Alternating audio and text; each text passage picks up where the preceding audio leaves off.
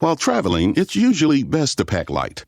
When it comes to money, carrying some cash and having an alternative like Zelle is a great idea. Zelle's an easy way to send and receive money with people you trust. At any U.S. bank, it's already in thousands of different banking apps, and it's money straight into your bank account in minutes fast. Look for Zelle in your banking app today. Safe travels.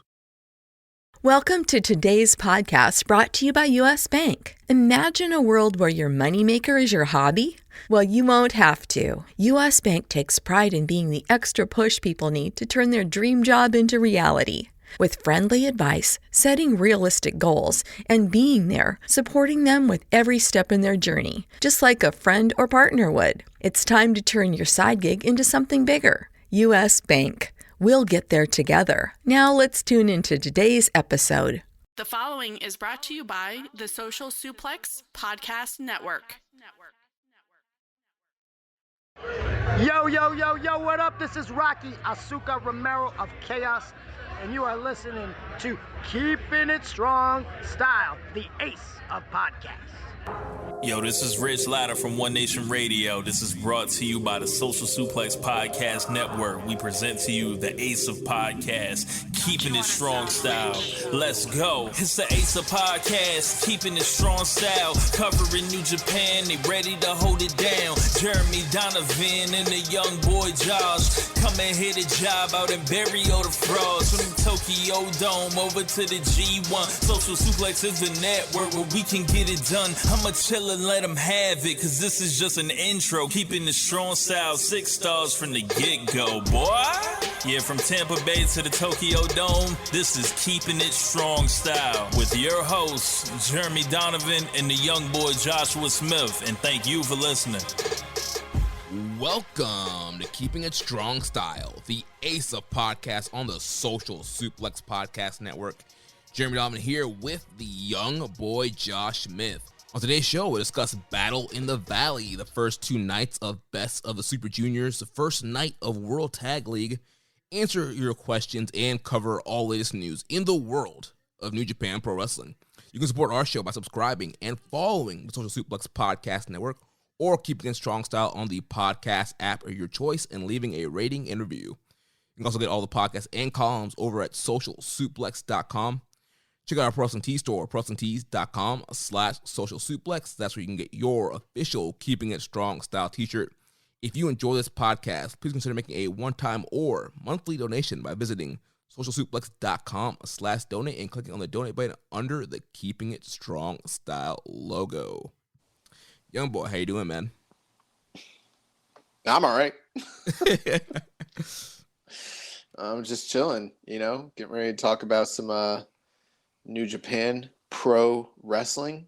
We got a lot of love out here in these streets, you know what I'm saying? We do, and I just realized that I cut one thing from our intro. Of course, this episode is brought to you by the NJPW EXT, the only browser extension for NJPWWorld.com with features like dark mode, improved translations and layouts, custom and shared playlists, synchronized viewing parties, and much, much more.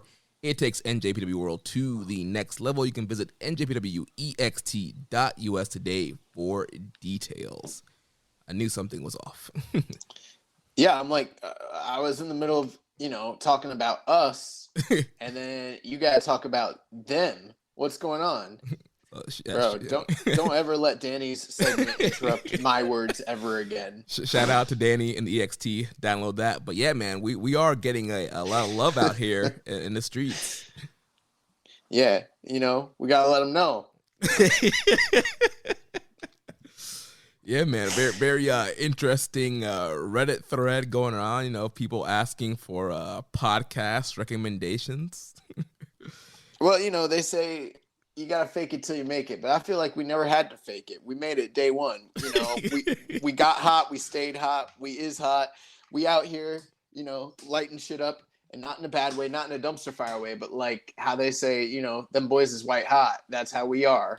And we've been staying that way, ever since. New Japan might be down, but Keeping It Strong Style is at all-time high. That's right. Always on top. Always on top, always ahead.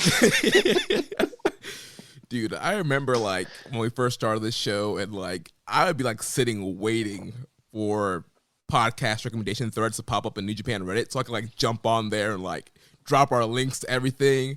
And like now, those threads come up, I might see them, I might not, and there'll just be a bunch of people in there like keeping a strong style, keeping a strong style, keeping a strong style. Yeah, I'm not gonna lie. There were times, guys, where we had to duke the stats. If you know what I'm saying. We jump into some of our, and in case you guys don't know what we're talking about, there was a Reddit thread recently in the New Japan community that basically just asked for pro podcast recommendations, and you guys showed us a lot of support, which is cool. But yeah, when we used to see those types of questions pop up in there, we jump like in our group and be like, yo, can you guys recommend us? But we're talking years and years and years ago. You know, we're coming up on what, like 4 years of this shit? Like 5? Is it 4? 4? Yeah. We started. I need to do a better job connecting with the listeners, because you know I haven't stayed up on the Reddit. I know we're in the community. I know we respond to stuff, but like, you know, you're better at that stuff than I am. But I didn't even know that thread existed until we got a listener question that kind of mentioned, you know, something comical that was mentioned in the thread. But you know, thank you guys for your support. You know, send us a Red Circle donation. You know, I want to give a shout out. So Reddit users Puro Poppy, Templar 235, Senor Sombrero 3K, Viking Pain, Yasmin, Nine Tails, Kurtz 1987, Raising Falcons, The Dark Soldier, and Moses Magnum. Shout out to all you guys who were in there, you know, putting us over and recommending Keeping It Strong Style. Like you mentioned, Reddit user Moses Magnum, he pointed out a comment from Templar 325. You know, they were like kind of singing the Keeping It Strong Style theme song, and then he put out, he said, coming here to job out and bury all the frogs. Yeah, bro, it's frauds. Coming here to job out and bury all the frogs. No, okay. Confession time. When the show first started, you know, Rich produced that song for us. It slaps so hard. You know, we don't mention that enough on the show. Just how, you know, strong that intro song actually is. That's strong, dude. I'll play that song to people and be like, "Wow, that's a professional intro. That's fire." I'm like, "Damn right it is." Yeah, but bro, I didn't know what the fuck he was saying in the beginning. Like, when I first heard it, I kind of thought it said frogs too, but I was like, there's no way that's what it says. And then I didn't really put any thought into it, and I just went a long time just like not knowing that portion of the lyrics. But that's kind of my MO. Like, if I listen to a song, I'll try to memorize it, but if I don't learn the words, I'll just like not know the words and just continue on with my life. And, you know, when shit comes up, coming here to job out and I'll just mumble rap. Yeah, I'll just mumble this shit. I don't know what he said. He said something. Oh, you know, man. but yeah. It's frauds. Frauds. Yeah, shout out to our man Rich at RichLoud32 on Twitter, killing it with the beats and the music, killing it over at One Nation Radio. They drop here on the network every Monday, sometimes Tuesdays. So yeah, shout out to him. Yeah, man, it was funny when he commented on it. He's like, I think it was Templar. He's like, I know that it's frauds, but I like to imagine that this is a podcast where they talk about, you know, Japanese pro wrestling and then go bury frogs, which is kind of, you know, interesting visual. Oh man. Well, we'll talk about a lot of interesting visuals. Who are the frauds that we bury? You know, anybody out here that's coming out and you know, trying to cap. Talking that fuck shit.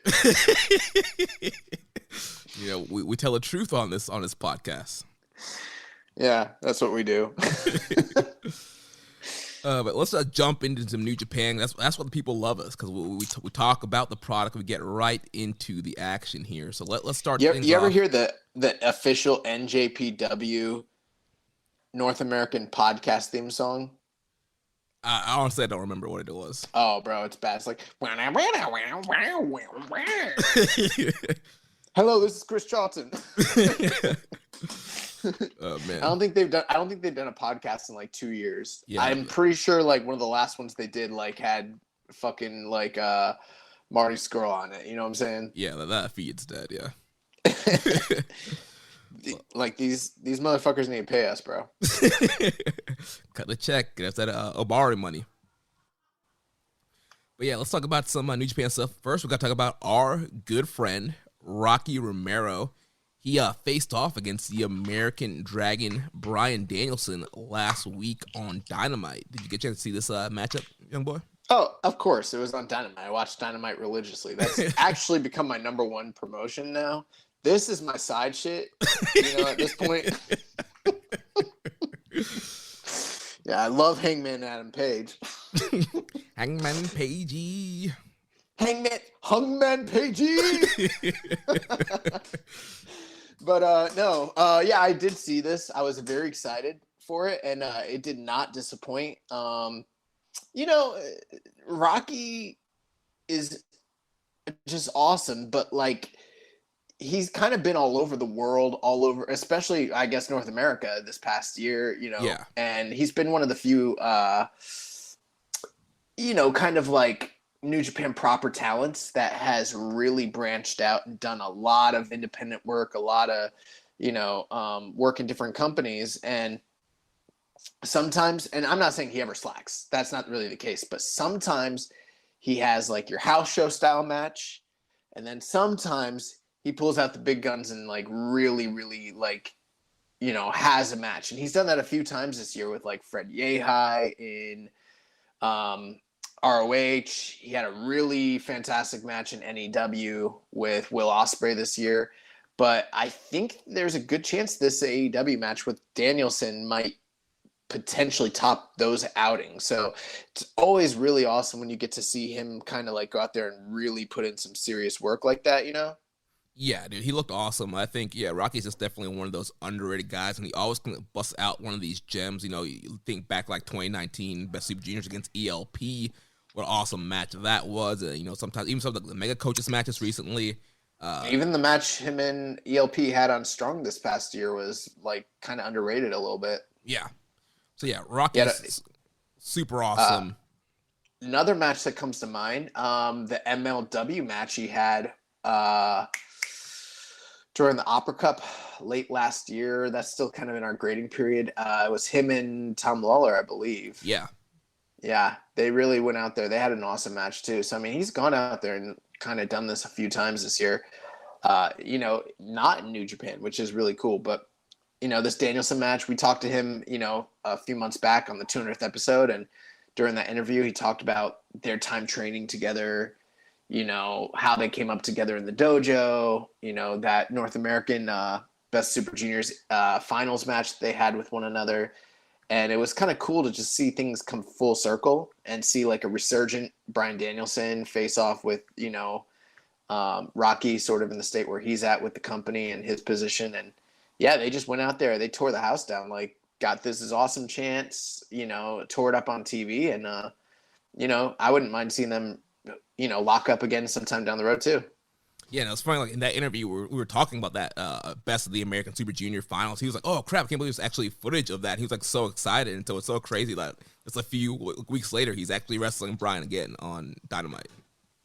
Yeah, really, really cool. But I definitely enjoyed it. At this point, and we're not going to deep dive into the subjects. We've talked about it ad nauseum in previous episodes, but, we always get questions and, considerations about the Forbidden Door, AEW, New Japan, the partnership, yada, yada. And who knows what it is. But right now, even just getting the occasional, match between, one contracted guy versus another here and there, it's been kind of refreshing and cool just to kind of see that periodically, Yeah, and it definitely seems like, the doors are opening even more. So before Dynamite, there was a segment on Twitter where Rocky invited the best friends, Trent, Chucky, Orange Cassidy, Chris Statlander, and Wheeler Utah to join Chaos. And then that's always building up to this feud that the best friends have been having with the Hardy family office. And at the pay-per-view, AEW Full Gear this weekend, Orange Cassidy said he's going to bring in one of his new dogs, and it's official. Orange Cassidy will be teaming up with Tomohiro Ishii, making his AEW debut this Wednesday on Dynamite.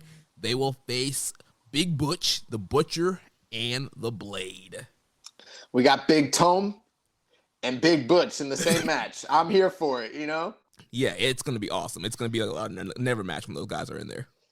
Now, speaking of the matchup, there's probably some people looking at this being like Tomohiro Ishii teaming up with Orange Cassidy. It seems like an odd pairing.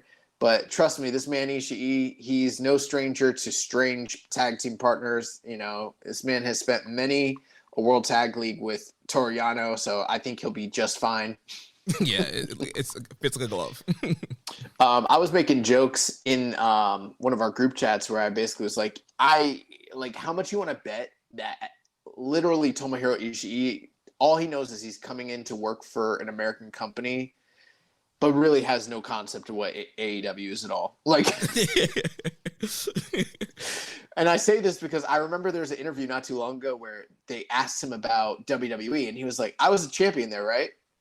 And they're like, no, you've never wrestled for AEW. He's like, where was I champion? I was in America. And they're like, oh, you were in Ring of Honor. He's like, oh, yeah, I was a champion there. Well, what's the difference? Yeah, right. This man literally does not, and literally, I don't think he knows that The Rock is a worker. He knows who Dwayne Johnson is from, the Fast movies over in Japan. He's like, God damn, pal. That kid, look at this build. If he was just a couple years younger, he could really do some damage in this business. Kicking ass, taking names. Yeah, we learned from our interview and when we were at the press conference at G129 Dallas, Ishii just loves to smash. He doesn't care about anything else. He just wants to go in that ring and just, let some punishment out. Yeah, he's going to be like, all right, kid, what do you do? What's your moves? I put my hands in my pocket. All right, goddamn, pal, that sounds fantastic. What do you do next? It's like, I put glasses on. He's like, outstanding. What's next? Great. He's like, I do rolls and dives with my hands in my pocket.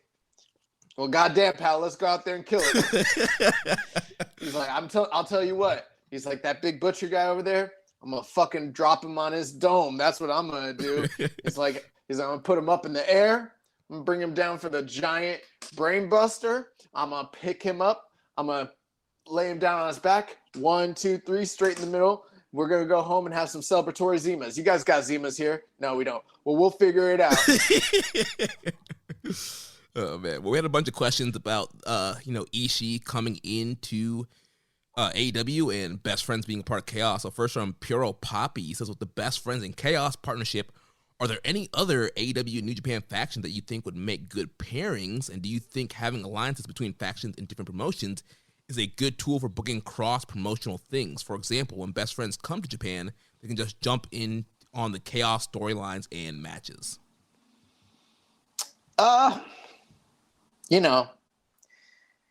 How do I address this whole thing? So Best Friends, they are popular, right? Pretty popular group. Yeah. They come out to Pixies. They come out to, a lot of fanfare from the audience. But I don't think that the company's really, kind of honed in on what they're going to do with them long term. I mean, look at them. They're feuding with Hardy Family in a feud that nobody cares about. And it's totally heatless, been going on, and no one knows where it's going. It's probably, I'm assuming it's just going to blow off on Dynamite in a couple weeks, most likely, something like that. But that being said, they're trying to, and I've seen speculations of people being like, they're clearly building to a giant dream card between the two companies. And if it doesn't happen in the next year, I'll be shocked. That I don't feel that way at all. I have no reason to. I'm not saying that couldn't happen. It might. But I don't think for sure that sort of thing's happening. But I do think for sure the fact that they mentioned Chaos so many times on TV and Okada's name, there's going to be some integration of Okada and Chaos into some aspect of, storylines with AEW. So that's kind of cool that they're, I think this benefits the fans and audience by kind of exposing them to Chaos, those who might not be as familiar, and kind of aligning them with the popular group. And then in Japan, I mean, I don't know. there have been so many people that have been tied to quote unquote chaos over the years. I mean, I think Mikey Nichols is still a member. I think Colt Cabana is still a fucking member. If you really wanted to like think about that, like how does his allegiances to I don't think Colt was ever officially in. Bro, he's as official as like the fucking Briscoes, even if he's not actually in. Like it's a dumpster fire. Like it doesn't matter. You know what I mean? So I don't know. I feel like this is more beneficial for like your casual AEW fan, not so much like your diehard New Japan fans, because I don't think there's that much investment on the Japanese fan side into Chaos anyways. And I don't know that they're going to be like, so like, oh, fuck, they got Chucky T back? Oh, hell yeah. You know? Like, I don't know. You know, it's cool. And I to me, I just think it'll be like a short-lived sort of thing.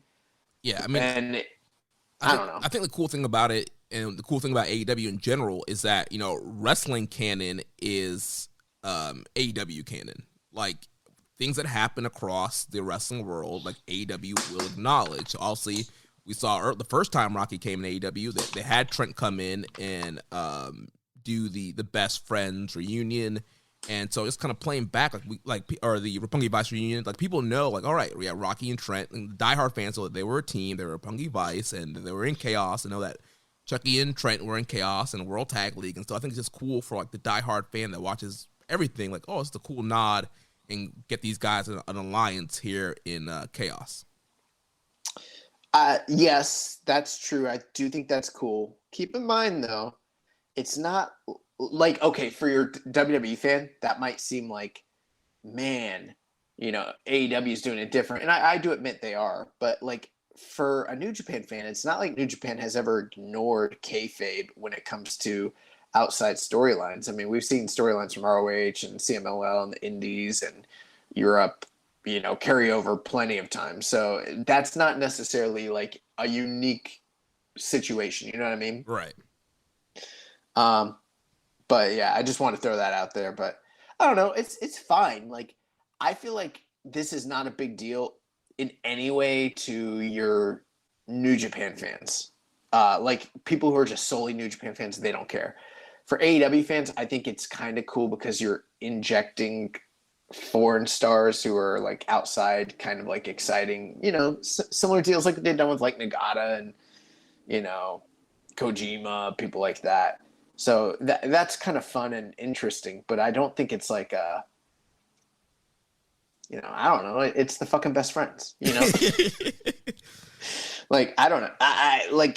I'm not one of those people that's like clamoring for Orange Cassidy to like lock it up in Cork and Hall. Like, I don't give a fuck, you know?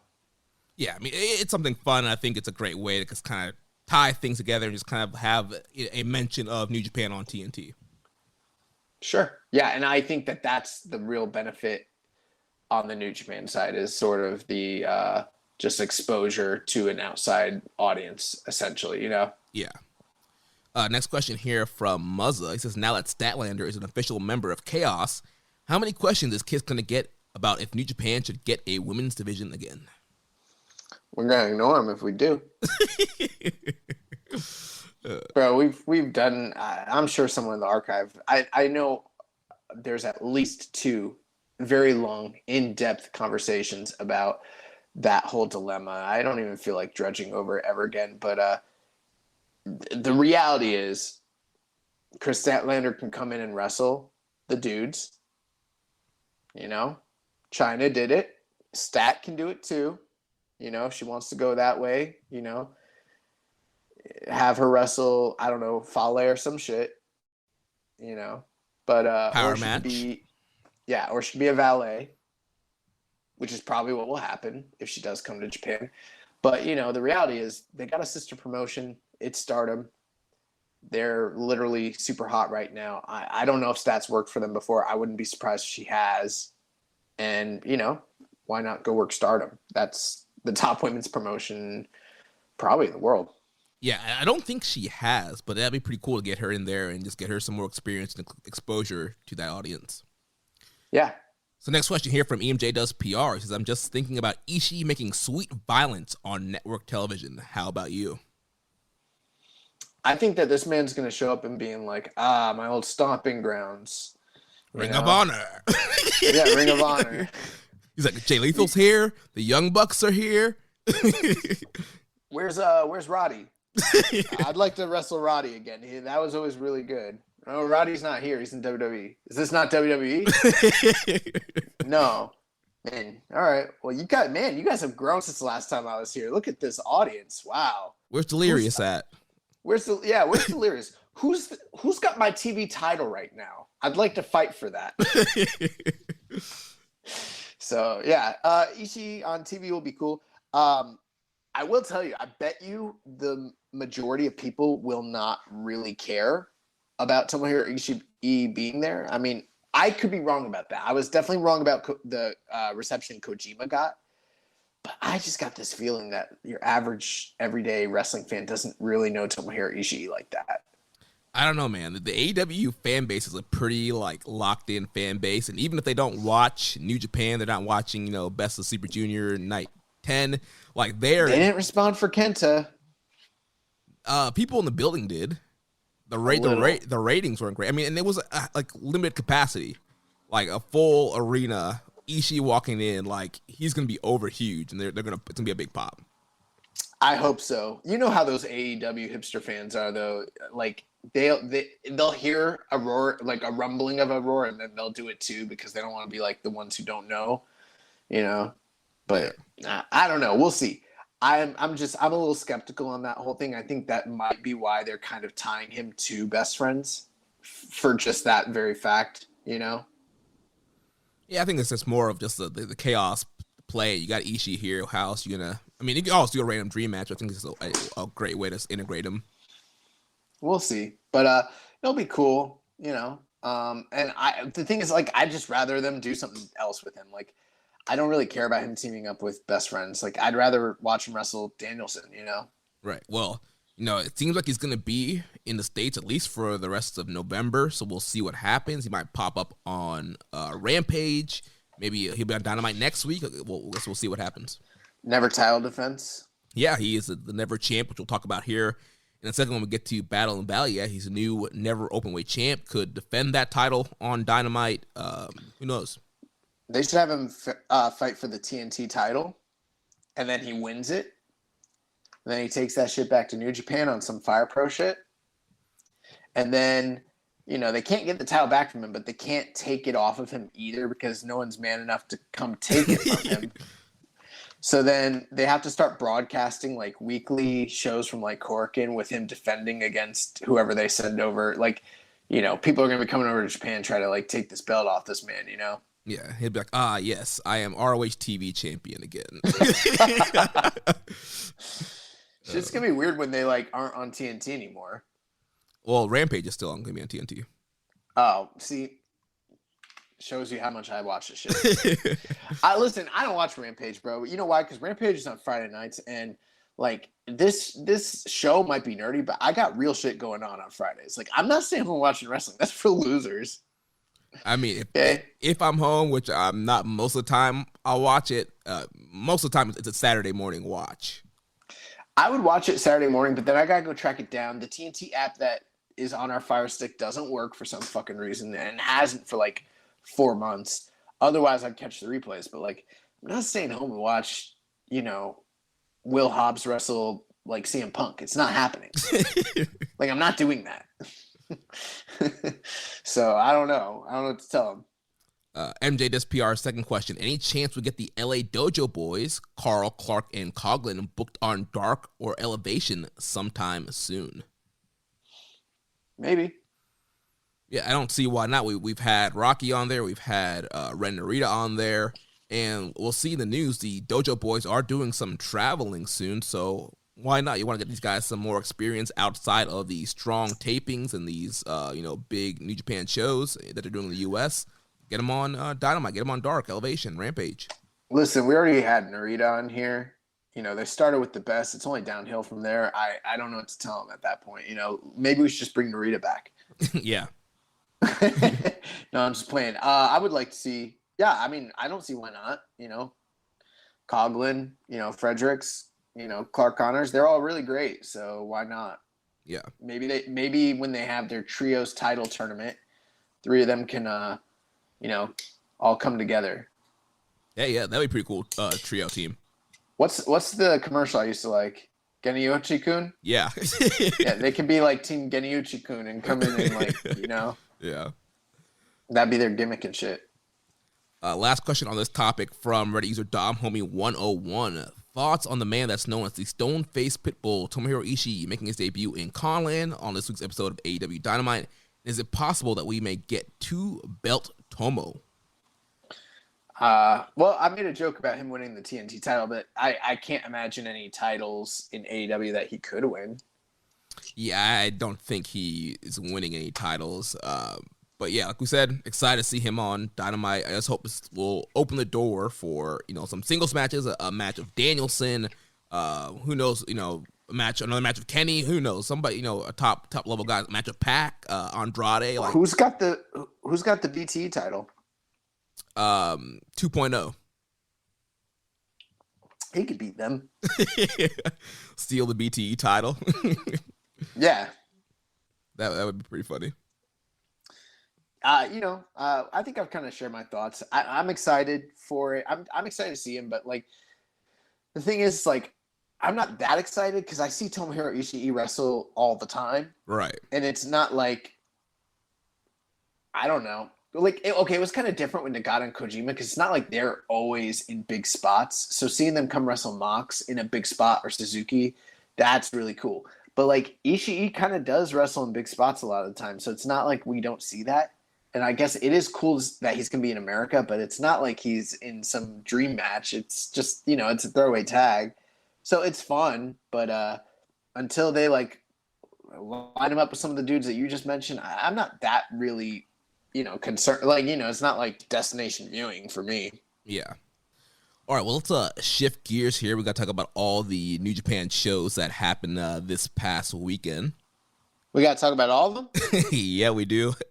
And we'll go in chronological order here. So we'll start with night 1 of Best of the Super Junior 28. This happened November 13th. First show that happened on Saturday the 13th. Show opened up. We had Oiwa taking on Yuto Nakashima, making his return after his injury. I mean, he's been back for a little bit now, but kind of his first kind of spotlight match here. We got a 10-minute time limit draw. Yeah. Enjoyable opening match. We're going to kind of see some singles action between a lot of these young lions throughout this Super Junior / World Tag League tour. And it was great to see Yuto Nakashima back. I wouldn't say this match was anything that blew me away. I kind of think both Oiwa and Fujita have sort of settled into more of your traditional young lion sort of match styling. It's a lot less physical and visceral as what we'd seen when they first initially made their debuts in the company.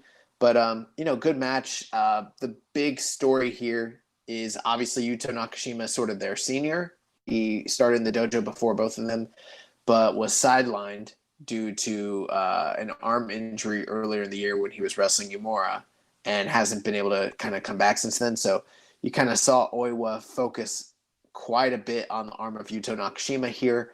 They did wrestle to the time limit draw, but Oiwa was, again, targeting that arm, straight arm bars. And, as the match ended, Nakashima was, boiling with rage, but also, really nursing an injured arm and kind of trying to figure out what the puzzle is to keep his arm, healthy and to pick up a W in this changing landscape of the young lions, that is. Yeah, so we got a little a C block going on here with Oiwa, Nakashima, and Fujita going through this Super Junior and Tag League tour. But yeah, you pretty much nailed it there. Also, yeah, big focus on Yuto's his arm, that shoulder, and Oiwa and Fujita going to be targeting that these next couple nights throughout this tour. Yeah, so he's got to find a way to kind of accommodate and make up for that deficit. Maybe come up with a strategy that works in his favor. But for the time being, it seems to look as though he's strong enough to hold his own. But Oiwa and Fujita, they've already kind of caught up to him and might even be superior at this point. Right. Then we had. Go ahead. No, you go ahead. We had the opening Super Junior matchup this evening. Our man Doki defeats Bushi 10 minutes and 53 seconds. Yeah, this was not only a good match, but a great opener and the first of many surprise decisions on this first night, which isn't unlike Gato's booking. Very often on the first night of big tournaments like this, there can be a lot of upsets, but there was quite a few more than I was used to on this evening. And one thing that really stood out to me about this match in particular, short, just under 11 minutes, but Doki and Bushi both employing a lot of the lucha libre, a lot of the dives and topes and outside hurricanranas, some of the stuff that we have sort of been missing in the past year's Super Juniors. And so far out of these two nights, this is the only match that really has felt, somewhat of a high-flying spectacle style match so far. Yeah, both these guys were out here doing cool stuff. Bushi had a cool, dive and rana that he did. Doki was doing a ton of cool stuff as well. That Daybreak DT is so awesome. And both guys came out here looking fly. Bushi in the all-gold gear. Doki busting out the purple. Great back and forth, high-pace opener here. And I popped. I was so surprised when Doki hit that suplex de la Luna, dropped Bushi on the back of his head. 1, 2, 3. Doki got the big win. Yeah, he has the new gear, like you mentioned, and I made a joke in the past how he's almost like one of those characters, like the thugs that you beat up in like Streets of Rage.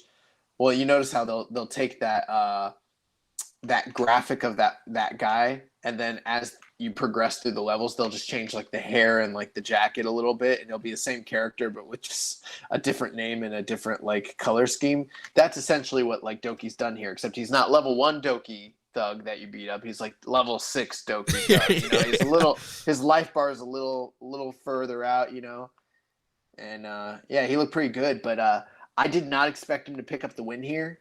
I know that they've kind of focused some stories on him the past year and given him a little bit more work with, but they're really progressing this guy. And this was the first of what figures to potentially be several wins in this tournament. And it was a huge surprise. And I literally popped. This is like one of my biggest reactions to a surprise win like that in New Japan this year. Like genuinely elated to see a guy like Doki win. And I mean, bro, 2019, people were talking so much shit about Doki. I literally feel like I was one of the very first people to really buy into him, even as early as 3 years ago, basically, and to kind of see where he's gone from there. I'm really impressed with his performance here, and for me, I'm not saying this is for sure the best match of the night, but it wasn't that far off. It was a pretty good match. Yeah, dude, I popped huge for it. I really like this match, and I like to say I am a proud member of the Doki Pipe Gang. Oh, well, if you are a card-carrying member of the Doki Pipe Gang, then you might want to buy the Doki Pipe that they are selling on Token Shop Global. I think I might. Hey, whoever has me in the Secret Santa, get me the pipe.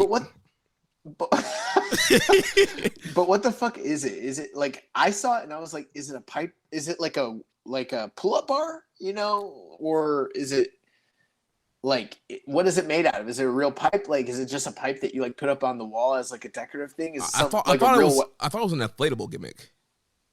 Is it? I don't know. I'll have to look into it and see. Is it on the U.S. Token Global, or is it? No, I think it's only on the Japanese Token Shop for right now. Okay, I'm gonna look it up. We'll see. Well, while looking that up, we had a question from Reddit user Pussy Destroyer 83619. Says that this might be the most predictable best of Super Juniors yet. There's only one right winner. It's not even worth watching. So let's cut to the chase. Who do you see Doki beating to win Best Super Junior, and how will Doki win the junior belt come Wrestle Kingdom? Before we answer that, I'm on Token Shop Global. Will Ospreay has an online meet and greet today, 10 p.m. Eastern. He's going to be running up against our showtime. Man. Sorry, buddy. People listen to this show. I don't know what to tell you. Competing against us, man. What did they ask?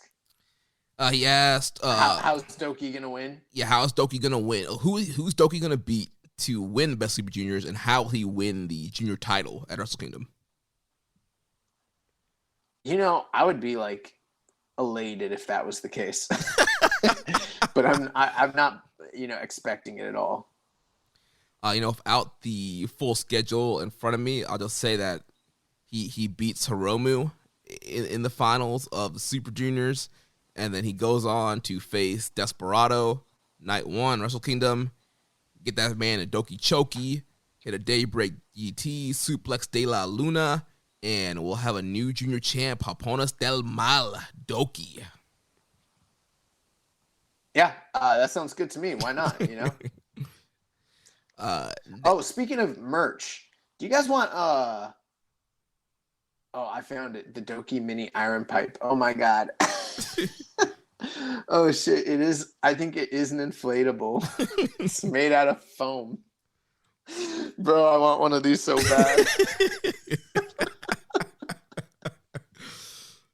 Just like the real thing, it is good to emulate the players and arrange them to make them look a little bent. That's funny.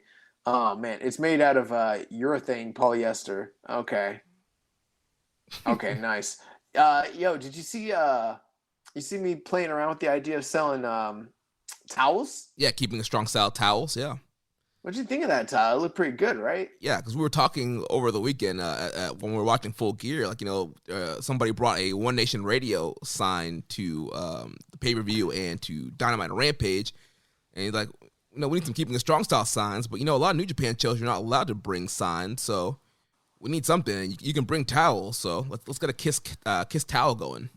Yeah, bro, we need a kiss towel. But, it needs to be like one of those soccer towels. It can't, like the towel I was looking at, it's like a full-size beach towel. I don't think, I've seen people bring the Okada towel, so I think you can get away with it. But how hard would it be if we had like a Keeping It Strong Style, like soccer towel? Yeah. Yeah. That'd be dope. So you guys let us know if you want to buy one of those. We'll find a way. Yeah. But anyways, Doki. He's awesome. He's got merch. 2 points. We're moving on. So next we had Yoshinobu Kanemaru defeating the Bone Soldier Taiji Ishimori by countout 5 minutes and 37 seconds. Well, a lot of people are probably not aware of this, but there's a long history between Kanemaru and Ishimori dating back to the Noah days. And for many years, Ishimori never even had any sort of win until literally very recently over Kanemaru. And oftentimes in Super Juniors, like Kanemaru, who's much lower in the pecking order than Ishimori, he still beat this man. So, but recently the tides have turned. Kanemaru's on the way down. Ishimori, multiple-time champion. He's kind of on the way up. You would think, Ishimori probably be able to get this man out of here. Nah. Yeah, this man, Kanemaru, jumped this man as he was walking down in the ring. Yeah, he young boyed him. He's like, hold this, green boy. Hold this L. You are still my young boy. But yeah, and speaking of young boys, he used a young lion. He threw a young lion at Ishimori to help him get the count-out win here. Yeah, there was actually a match with him and Tiger Mask a few years ago in Super Juniors where he did some of the same shenanigans, and nobody liked it except for me. And I remember, I loved the match, and they were using young lions the entire match, just throwing them into each other. So it was kind of like a nice little throwback to that. But I popped when Ishimori, he thought he was going to be able to get back in. And he was the one who, pretty much initiated the outside contact and the dirty, kind of cheating tactics. And it, backfired on him. And he ate a loss here. Kanemaru picks up 2 big points and kind of gets his way out of there. Yeah, so kind of 2 back-to-back upset losses here to start the show. And then I feel like the next match, kind of another upset, where we had the Funky Weapon, Ryusuke Taguchi, defeating the former IWGP Junior Champion and current one half of the IWGP Junior Tag Team Champs, Robbie Eagles, 16 minutes, 17 seconds. Yeah, and who knows what that might lead to. I mean, mega coaches is always an option to maybe be challengers for those titles.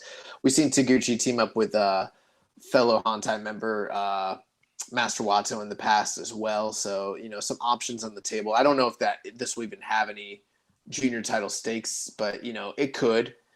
But the good thing to see here was a motivated Taguchi. We've joked in the years past about big match Taguchi and, him coming out here and really putting forth a solid effort. And that seemed to kind of dissipate last year, aside from like maybe just the Hiromu match, which Hiromu was pretty much getting that out of everybody in the tournament last year. Right. But yeah, this is probably what most people traditionally would classify as the match of the night. Him and Eagles went out there. They wrestled a really solid, fundamental match. They both did a bit of high flying, mixed it up, a lot of near falls, false finishes, reversals, and a big upset win, spells for a great match. And 60 minutes didn't overstay its welcome. And yeah, Robbie Eagles, the former champion, who just came off the belt, takes a loss to Taguchi in Super Junior. So, really unpredictable. Yeah, man hits a Dodon, and Taguchi gets the win. So the next matchup, we had Way to the Grand Master, Master Watto, defeating the headbanger, El Phantasmo, 13:52.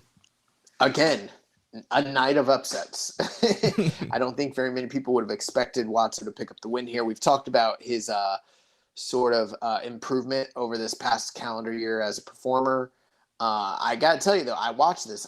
How did Watto beat him again? I don't even really remember at this point. So the finish of the match, Phantasmo hit the sudden death kick to the gut, and then he was going for a one-wing angel. But then Watto slipped out of that, got a jackknife cover on Phantasmo to get the upset win. Hey, I knew it was something like kind of fluky like that. Like he got him in a pin, basically. Right. Yeah. Phantasmo being too cocky, throwing B triggers, trying to do Bullet Club moves, trying to go for the one-wing angel, and got caught. Yeah. So it is what it is, but this kind of led you to think, you're watching upset after upset after upset after upset. You're like, oh shit, like this is, this is looking really good for some of these other guys here later on the card. So it brings us to our next match, basically. Yeah, Hiromu Takahashi, the ticking time bomb, defeats Yo 3 minutes and 55 seconds. That's right, 3 minutes and 55 seconds got this man out of here real quick. Yeah, and that's not too surprising as far as the short match length. I know that seems like it might be, but we periodically during Super Juniors, there's usually one or two quick finishes during the tournament that sort of come unexpected. So you never know when it might be, but when it does happen, of course you're surprised, but it's kind of built into the booking of the tournament. It'd be weird if a Super Juniors didn't have one of those. Yeah, but I feel like in the past, though, it was kind of like in the middle of the tournament, like one of those like random video on demand shows where like the guys don't want to work super hard, so you do this like kind of quick finish. Yeah, of course. And it does beg the question, was there a purpose behind it aside from just, the booker's preference? Maybe, who knows, one of these guys needed, that time to kind of rest. So give him a little bit easier match, something that ends quickly. For the time that they were allotted, it didn't seem like either of them were sort of holding back. They didn't heat up and have like a furious pace, but they're out there and they're wrestling. They both looked fine to me, but who knows? Maybe one of them could have been harboring an injury or, needed a little bit of a bye night, that sort of thing. Yeah, I think it might be too. It could also be a story of just like Yo letting Show get to his head, and he's too focused on Show and not really focused on the actual tournament. That could be a story element. That's always a possibility. And like you mentioned, it is interesting. Coming off the last big show, no pun intended, Yo had, stormed the ring, new gear color, attacked Show. And so we're kind of gearing up for an eventual collision between those two former partners. But, it is funny to see where Yo is right now. This guy was, really heating up when he made his return earlier in the year, title challenges, everything like that. And at this point, getting rolled up 3 minutes, 55 seconds. And the funny thing too, we've talked about this in the past. Yo is sort of the wacky roll-up guy. Right.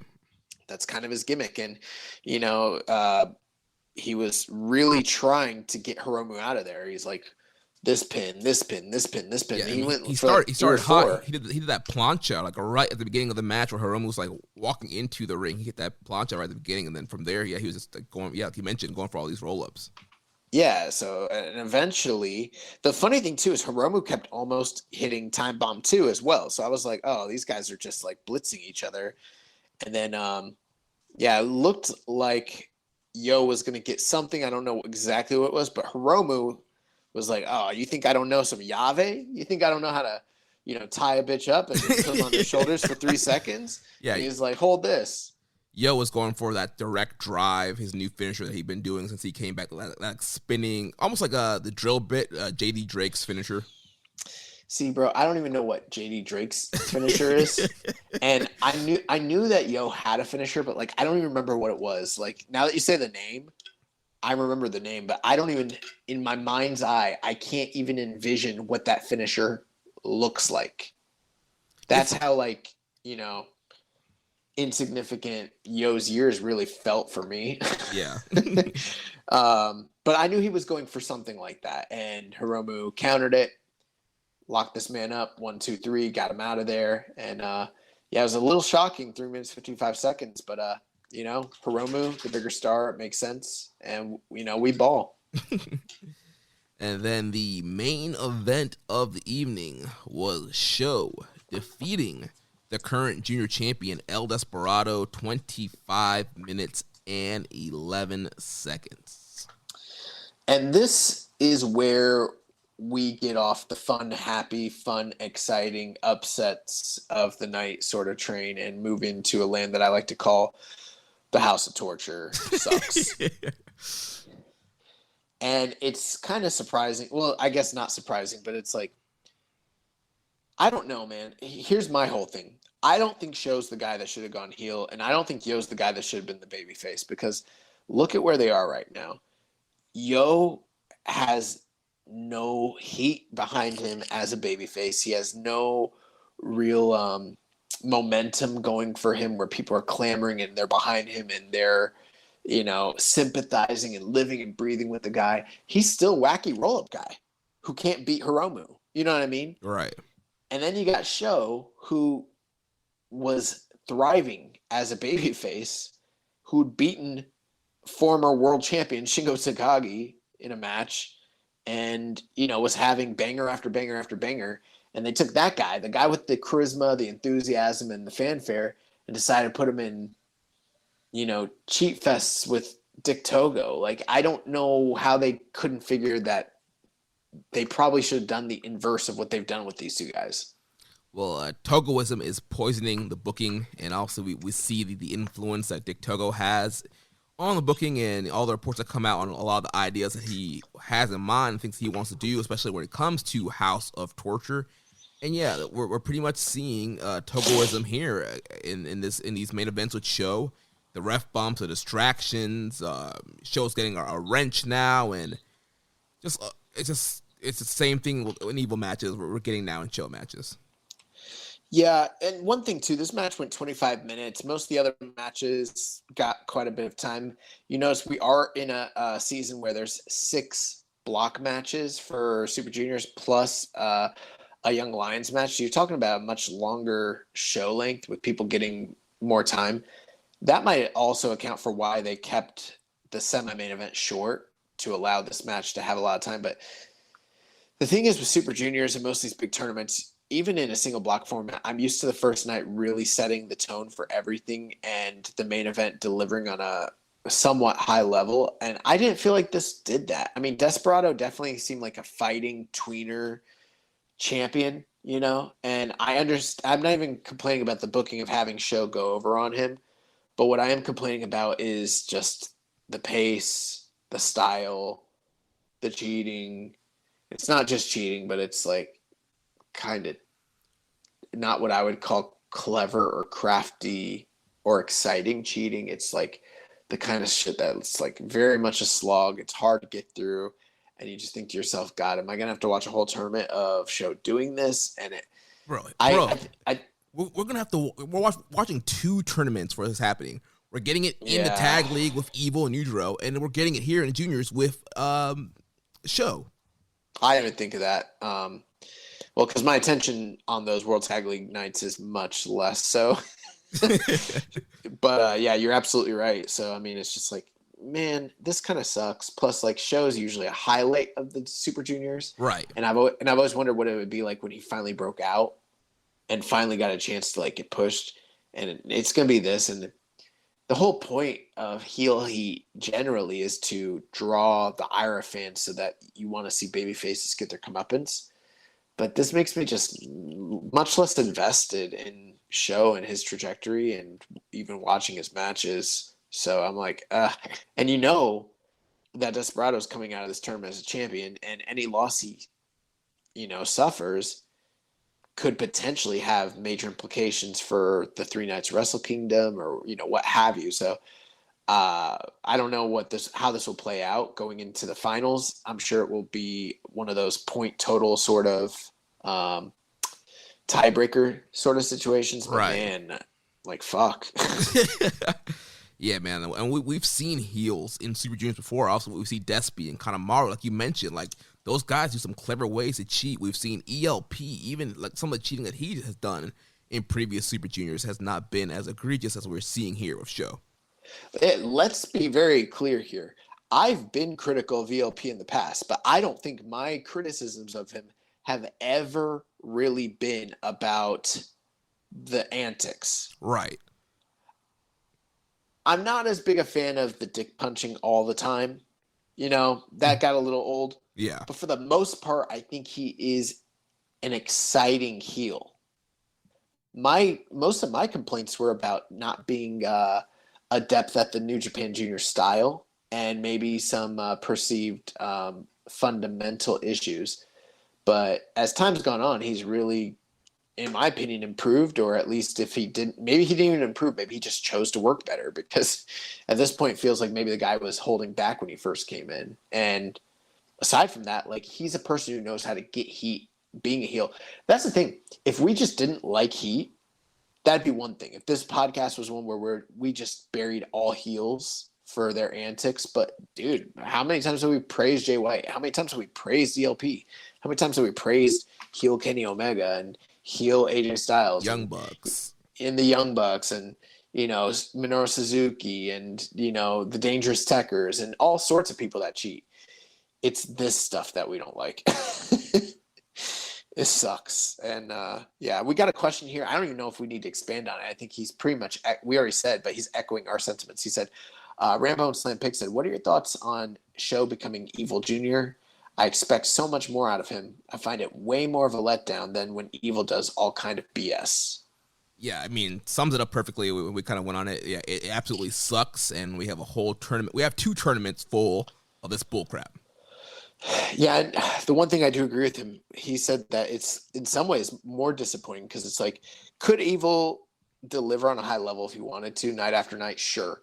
But I don't see the kind of aptitude for being a dynamic performer in Evil the way I do a Show. Show has time and time again been a highlight of these tournaments and of the junior division, and that's gone out the window. And it's like, fuck, you guys are really robbing us of good Show matches? Like, that sucks.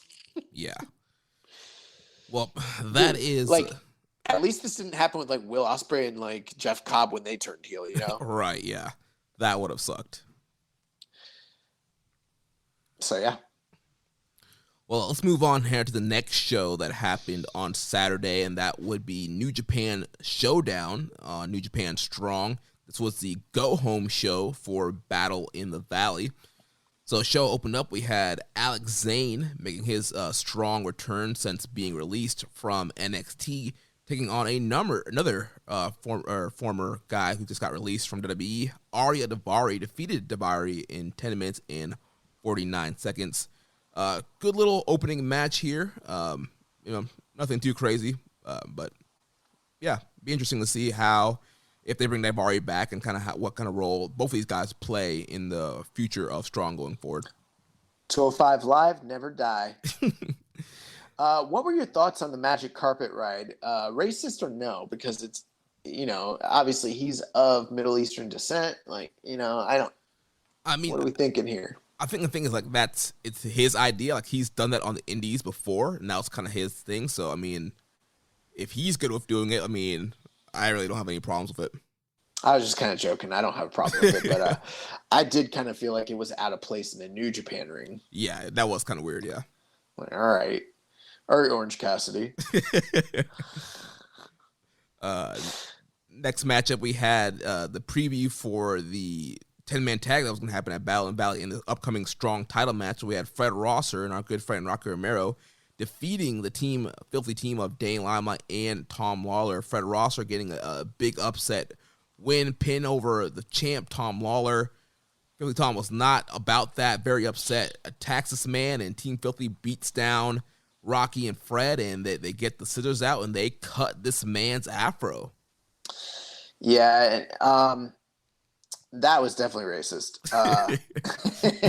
Nah, but one thing that I am going to be a little bit critical about, okay? I understand that with New Japan doing a weekly show, but doing a monthly taping, essentially, or, every 3 weeks or however they're doing it, there's going to be some limitations to the timing of everything, especially when you have a big show coming up like Battle in the Valley. And like you mentioned, this was the go-home show, but we didn't get to see this big go-home angle, which we'd heard about it, and I'd heard people talk about it and seen pictures, but you didn't get to see it until a couple hours before the show, and it's running right up against a major pay-per-view in Full Gear.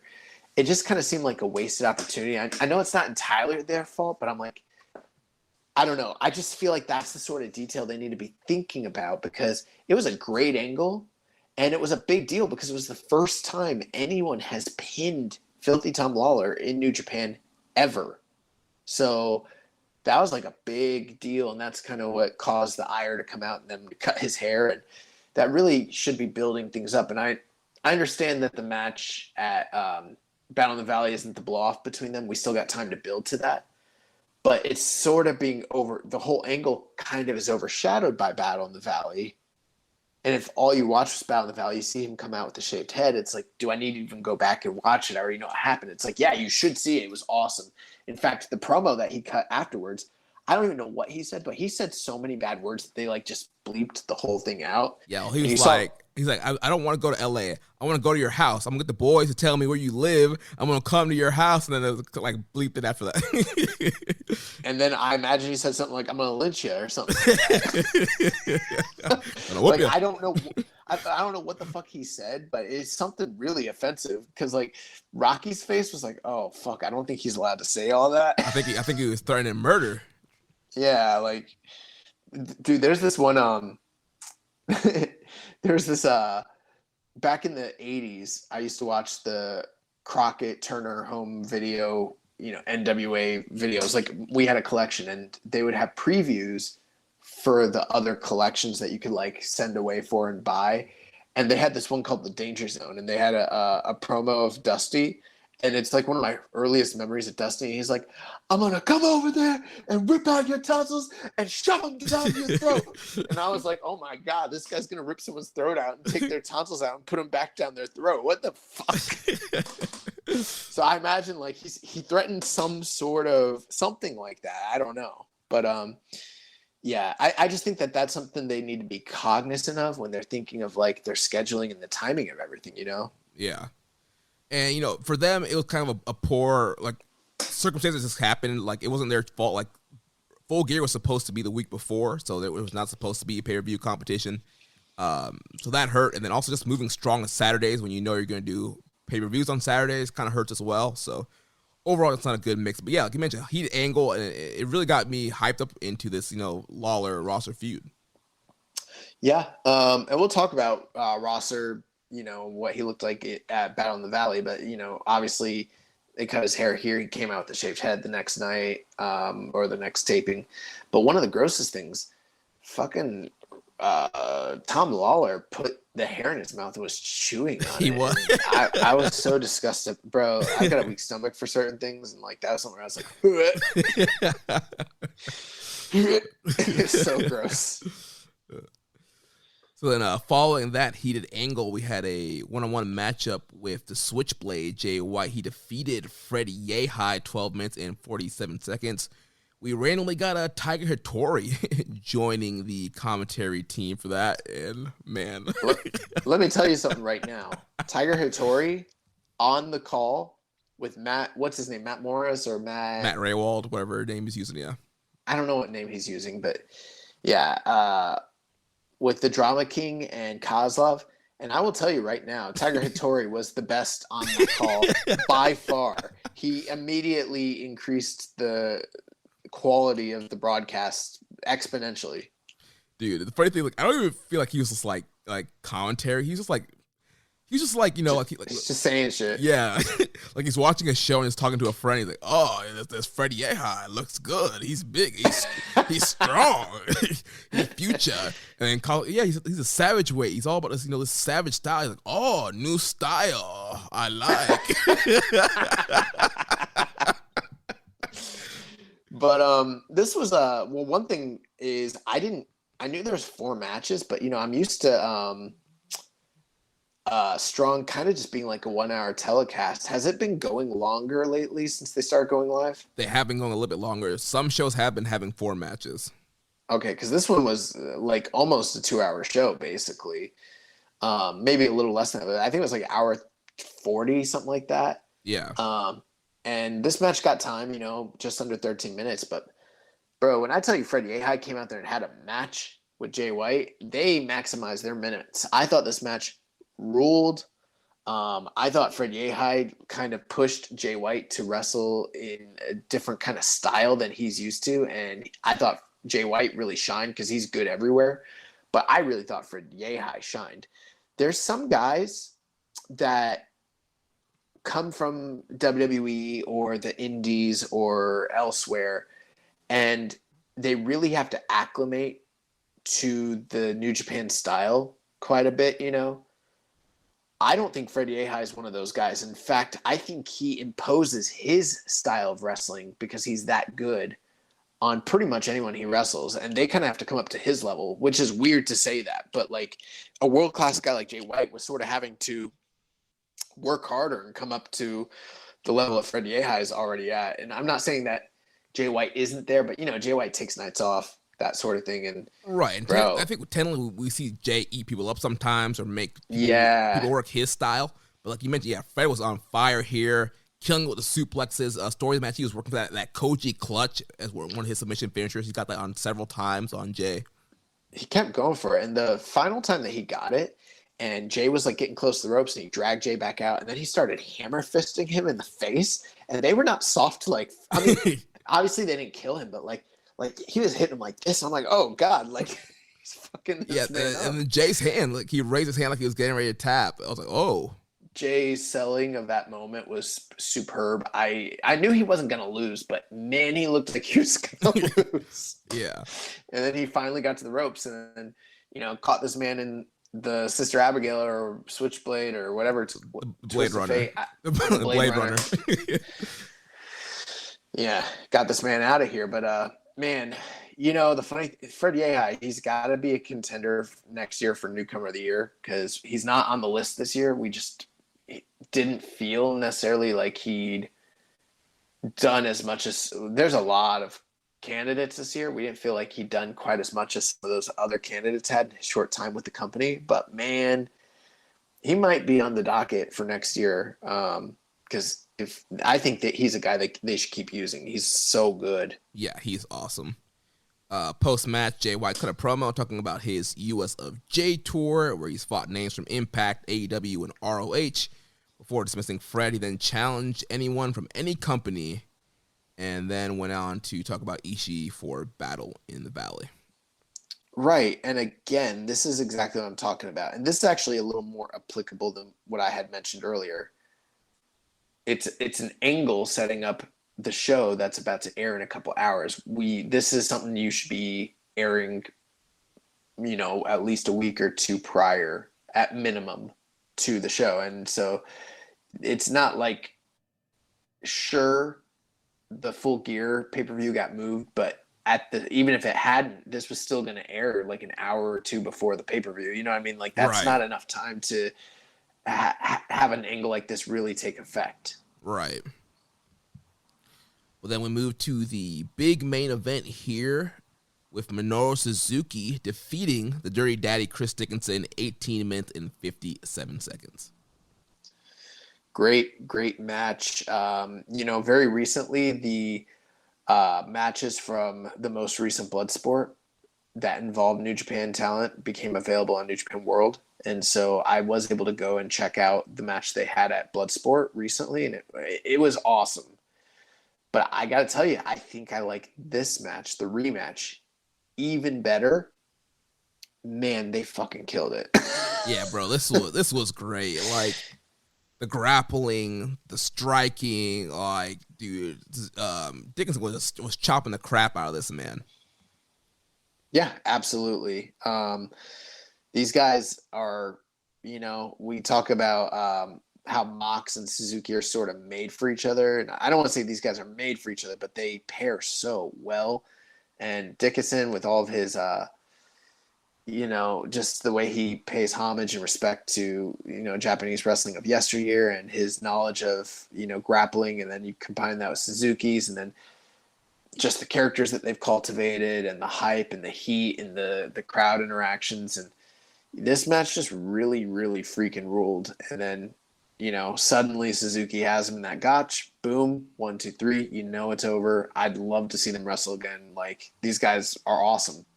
Yeah, and I went into this match unspoiled. I had no idea who was going to win. And, we've seen Suzuki drop a lot of matches here in the States. He's won some too, but I just didn't know if they were going to put Dickinson over here. He's a top guy on Strong. But, yeah, they gave Suzuki the win here. And I thought there was a chance that Dickinson could have won. But, yeah, then eventually he fell to the gotcha pile driver.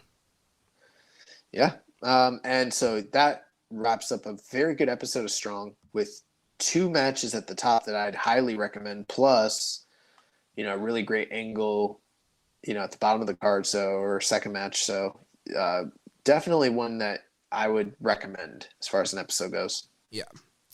So next, let's talk about the third show that happened on Saturday, November 13th, a Battle in the Valley. And got some questions to start us off. We have to talk about this. So first question from friend of the show, Dan Coffin. Why did they stream Battle in the Valley using Real Player? And then Rambo and Sandpig says, I own bootleg wrestling tapes back in the 90s with better picture than Battle in the Valley stream on NJPW World. Has the company ever commented publicly on some of the production difficulties they seem to have abroad? I remember Super J Cup had similar issues last year. Yeah. I don't think it was Super J Cup last year. I think it was the Super J Cup from the year prior. The first one, Phantasmo one. With fans, yeah. That was really bad. Really bad. This, in a lot of ways, I think is worse, to be honest with you. Like, this was... When I say horrendous, I really mean horrendous. I mean, holy fucking shitballs was this bad. And I've got to use French language like that to just kind of explain, like, when Dan says it looked like they used Real Player to stream this, I don't know how many of you are old enough to remember Real Player from like the early to mid-90s, or not early, but like the mid to late 90s. It was a pixelated mess. That is what this looked like. It reminded me of when I used to play video games on the PlayStation 1 in 1995, and they would decide to, like, because they had capabilities to actually play videos, and so you'd have a cutscene that wasn't like, computer graphics, but it was actually like like video, right? But it would be all pixelated, or like a Sega Saturn. That's what this looked like. It looked like it was playing on a fucking Sega Saturn in 1995. It was so, bro. I thought the app was broken when I turned on the broadcast. And then I tried, and then it froze during the entrance of Narita. I think they've kind of gone back and fixed that. And when you watch it now, the freezing section has gone away. But like, not only was the video bad, but it was shot bad, the lighting was bad, and the sound quality was abysmal. And it's like, dude, first off, you're the third largest company in the world, maybe second, you know? You're supposed to be a major league player. You're making a play to go, you know, do work here in America, right? And you've done fantastic productions in the past. I know not all of this is in their control. A lot of it has to do with their partnership with Axis, which has since gone by the wayside. But dude, they've done productions in America that surpassed any of their productions in Japan. Like, we used to get ultra HD, like 4K level like quality for some of these shows, and it was like, holy crap, why is this so good, you know? But that has gone away, and like it's gone to like lower end mediocre. But this has got to be the worst production they've ever done. And it's like, if you're gonna spend all the money to bring all these stars and bring outside talent, you know, on a big San Jose show like this, you bring Kazuchika Okada for the first time since like the G1 in Dallas, and they got dream matches essentially. It's just it's supposed to be a major card, and then it looks like that.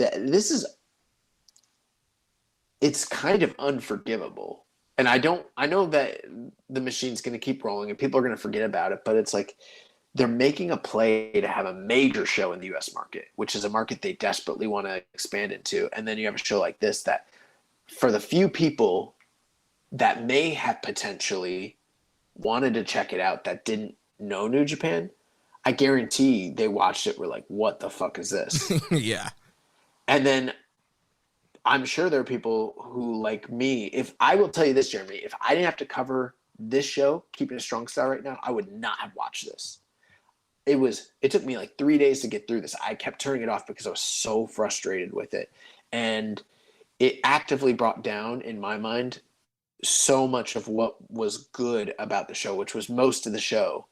But like, I don't even know if at the end of the year I could be like, this was a show of the year candidate, because of how bad the production actually was. I'd rather watch one of those single fan cams they used to do back in the day with no commentary. At least that was clear.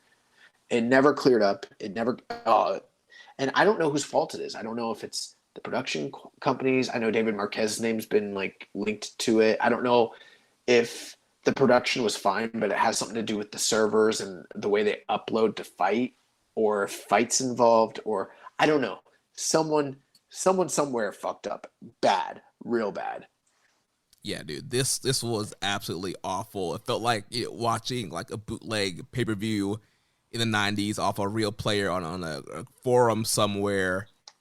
The quality was just so bad, and I saw people complaining about it, and then I was like, no, maybe it was just a stream, maybe it'll clear up, and like I watched it, and it's, like you mentioned, it just never cleared up. I watched the Japanese commentary because I didn't know when the English was going to get up, and I was not going to pay $20 for this, and so I watched the Japanese on World, and I thought the audio in Japanese commentary sounded fine, but then the audio for everything else was pretty bad. The music, the promo videos,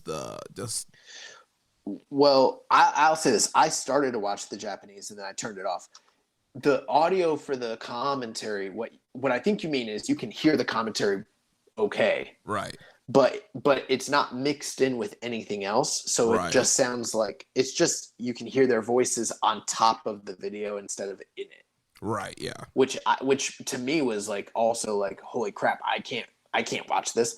I can't hear voices that are coming through so much better than the picture and the rest of the audio. Like, to me, that's why I waited for the English, because I was like, maybe at least the English will be better, and it wasn't. That's the sucky thing, man. It's like, you look at this show top to bottom, there's a lot of really good wrestling on the show. There's some cool angles to build towards Wrestle Kingdom, and this is going to be a black eye on the show. When people talk about Battle in the Valley, they'll be like, oh yeah, that was that crappy production US show, and people are not going to talk about the awesome Ospreay and Narita match. You're not going to talk about Okada and Buddy Matthews, Yumura and Alexander. You're going to talk about this awful production. And you know what, right? rightly so. I mean, I understand that there's probably someone out there that was like, guys, the wrestling was good. If you can just get past, the production, then you probably would have enjoyed the show, And to that I say, dude, there's GCW and AAW and like literally like Tampa Bay Pro Wrestling, like the local indie here that's literally just a wrestling school promotion, have better productions than this. I don't understand. It's mind-boggling to me as to what went wrong. Right. I'm like, yeah, you mentioned, literally our local indie, Tampa Bay Pro, like they put their stuff up on Fight and YouTube and have better quality than the third/second biggest wrestling promotion in the world. That's something that you and I talked about off air, and now I'm reminded by it. We were like, bro, this seems like impossible to mess up. You and I could like literally, bro, if I took my iPad and my phone and you grabbed your phone and a tablet and we had, like literally just those devices, we'd probably come up with a better production, at least video-wise, than what they had. And they looked like they had serious, for real cameras. So I don't understand what happened here. And there's a part of me that thinks because the cameras look expensive and it looked like they had like a 5-camera production, that it might not be the cameras or the quality of the people shooting necessarily, but have something to do with, and I'm not tech savvy, but like how you upload that video to whatever server or, distribution outlet they are using to, distribute the video. Right, like whatever. Something with like the quality of the stream, because we saw this like with Royal Quest as well. Cause I feel like the cameras for Royal Quest look good, and it came through crappy on that feed as well. Not like this though. There was problems and issues, but it was, it was not like this. Right. Yeah. This was way worse. Yeah. The other thing too is it was shot bad. Like they used a weird high angle on the top, and then they had another camera that they had one camera up on whatever the balcony was or the second story that would zoom in that actually had somewhat clear quality. But then the 3 cameras on the ringside were all shot really low and weird, and it just made for a bad experience. It really did. And I tried to enjoy the show for what it was. I feel bad, but like this is a black eye on the U.S. expansion of New Japan Pro Wrestling, and there's no way of getting around that. It absolutely is, and it actively detracted from me from my enjoyment of the show. Yeah, I mean, and they did this a few months ago. Resurgence, like I thought Resurgence looked well on New Japan World and Fight TV. So I don't get what happened. What was the difference? Like maybe a different crew, different streaming thing. I don't get it. I've asked the same question in my head. I don't know. I don't know that you and I are going to find the answer to that. But yes, I thought there were some production issues with Resurgence, but for the most part, a good production. So yes, I agree. Yeah. Well, go ahead. Let's talk about the show, I guess. Yeah, let's talk about the matches that happened. Because, again, this was a really good show, bell to bell. So it opened up. We had the Walking Weapon, the former Impact World Champion, Josh Alexander, defeating Yuya Uemura 11 minutes and 44 seconds. Really, really, really liked this match. I thought both guys shined. I thought they had a lot of chemistry for a first-time matchup. As far as an opener, I mean, just a freaking hot opener, man. And these guys wrestled their asses off, and Josh Alexander got the dub. I did think it was a little strange how he as well as Moose were sort of utilized on this show in light of their kind of ongoing feud and Impact, and there was no allusion to that really in any way. But other than that, Josh Alexander, he's a guy that's been getting some bookings with New Japan lately, so he looked great. Yuya Uemura looked great. I thought this was a really fun, exciting, energetic opener. I mean, if it had been given more time and a bigger stakes or a higher platform, I could see these guys having a true classic. That's how good I thought it was. Definitely, yeah. Alexander, he's so good, and story of the match, he's working over Uemura's leg. His finisher is an ankle lock, so he was targeting Uemura's leg throughout the match and jumping on the knee and really setting up to work that ankle lock, and Uemura had to fight from underneath. Yumura hit some great looking German suplexes, great drop kick, and yeah, just a really great back and forth matchup here. But when you lock the ankle lock in and you sit down on it and lock the legs around it, it's game over. And that's what Alexander did towards the end here. Got that ankle lock in, locked both legs, and Yumura had a tap. Yep. So in the second matchup, we had the Stray Dog Army of Bateman and Mysterioso defeating Violence Unlimited, Brody King, and Dirty Daddy Chris Dickinson, 10 minutes and 8 seconds. And I'm sure as all you know by now, Dirty Daddy was injured in this matchup. Yeah, that was obviously, a disappointment is an understatement. Chris Dickinson, gentleman that has been gracious enough to come be on this show and has been nothing if not outstanding in his time in New Japan, as well as all the work he's doing on the indies and in GCW and elsewhere. And he's a guy that is so passionate about professional wrestling. He is literally like the physical embodiment of like, when I think of like how I would physically like to look and be as like a cool guy and like badass sort of like character, like Chris Dickinson's kind of it. And genuinely a good guy. And it kind of just, it just sucks to sort of see him go down the way he did in that match. And it was a little bit scary. But, our thoughts are with him. We've got some updates on him, though, so that's good news. Yeah, so he was injured at Battle in the Valley, and he's set to undergo surgery. He posted a statement on Monday announcing that he'll be undergoing surgery. He revealed that he dislocated his leg out of the rear of his hip socket at Battle in the Valley. In the process, he experienced an acetabulum posterior wall fracture. He wrote that the process of dealing with the pain of the dislocation is unlike anything he's ever experienced. The timeline that Dickinson was given for recovery is within the range of 6 months, but he's hoping to be able to make it back in 5 months if everything goes right. The injury happened. He was going for a frog splash. So, this weekend was the anniversary of the death of Eddie Guerrero. So we saw a lot of Eddie tributes on Battle in Valley and at AEW. Dickinson going for a frog splash here. Landed wrong and had to get pulled out. So Dickinson will be missing, obviously, the Detonation tapings that happened. So he was replaced by Alex Zane and the tag match with Jay White and Hikuleo. And so it'll be Alex Zane taking his spot there in that tag match, teaming with Yuya Uemura to face Jay White and Hikuleo. Yeah, so speedy recovery, best wishes and thoughts with Chris Dickinson. Yeah. And it was a pretty fun matchup up until that point. And I thought, they were building on something really good here. So really sad to see that happen. Yeah, a lot of talent in this match. A lot of guys that I like. It was fun. It was a little chaotic and hectic, but on this card, given the placement of the match, it was fine. Yeah. Some coffee's fast, but not fresh. Some coffee's fresh, but only after a long wait. Speedway coffee is made fresh at the push of a button, hot or iced, so you can have fresh coffee your way, right away. Get 2 times the points when you buy any size hot or iced coffee drink with Speedy Rewards. For the ones finding new ways to ensure the job always gets done. For the ones wearing many hats. For the ones who are hands-on, even from far away. And the ones keeping business moving forward.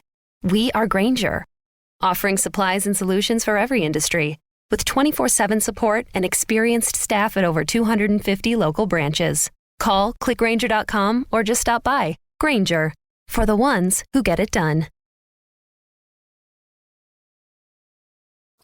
So next matchup, we had a big 10-man tag here. We had a team of Alex Coughlin, Alex Zane, David Finley, Fred Rosser, and Rocky Romero, defeating the Team Filthy team of Dane Limelight, Jarrell Nelson, JR Kratos, Royce Isaac, and Filthy Tom Lawler, 15 minutes, 12 seconds. This match was not quite what I expected. I kind of thought this would sort of be like, a throwaway, probably by the numbers fine sort of tag match. But I thought that these guys worked a bit harder than that, probably given the stage, and really went out there and put on a really fun, entertaining, compelling match. A lot of high flying, a lot of guys getting the times to shine. I think the moment of the match that stood out the most was Jared Kratos doing the suicide tope onto taker dive. All the other wrestlers. dude. And we've seen J.R. Kratos tease dives a lot, but I don't think I recall him ever actually doing one until now. He's always teased it, and he would always get cut off. Yeah, so it was really cool to kind of see a guy his size like actually do that. But yeah, man, I mean, a lot of talent in this match, and the big story, Fred Rosser had his hair cut. He's now shaved his head. He's, they've ignited a rage and a fire in him that I never knew about before. And like,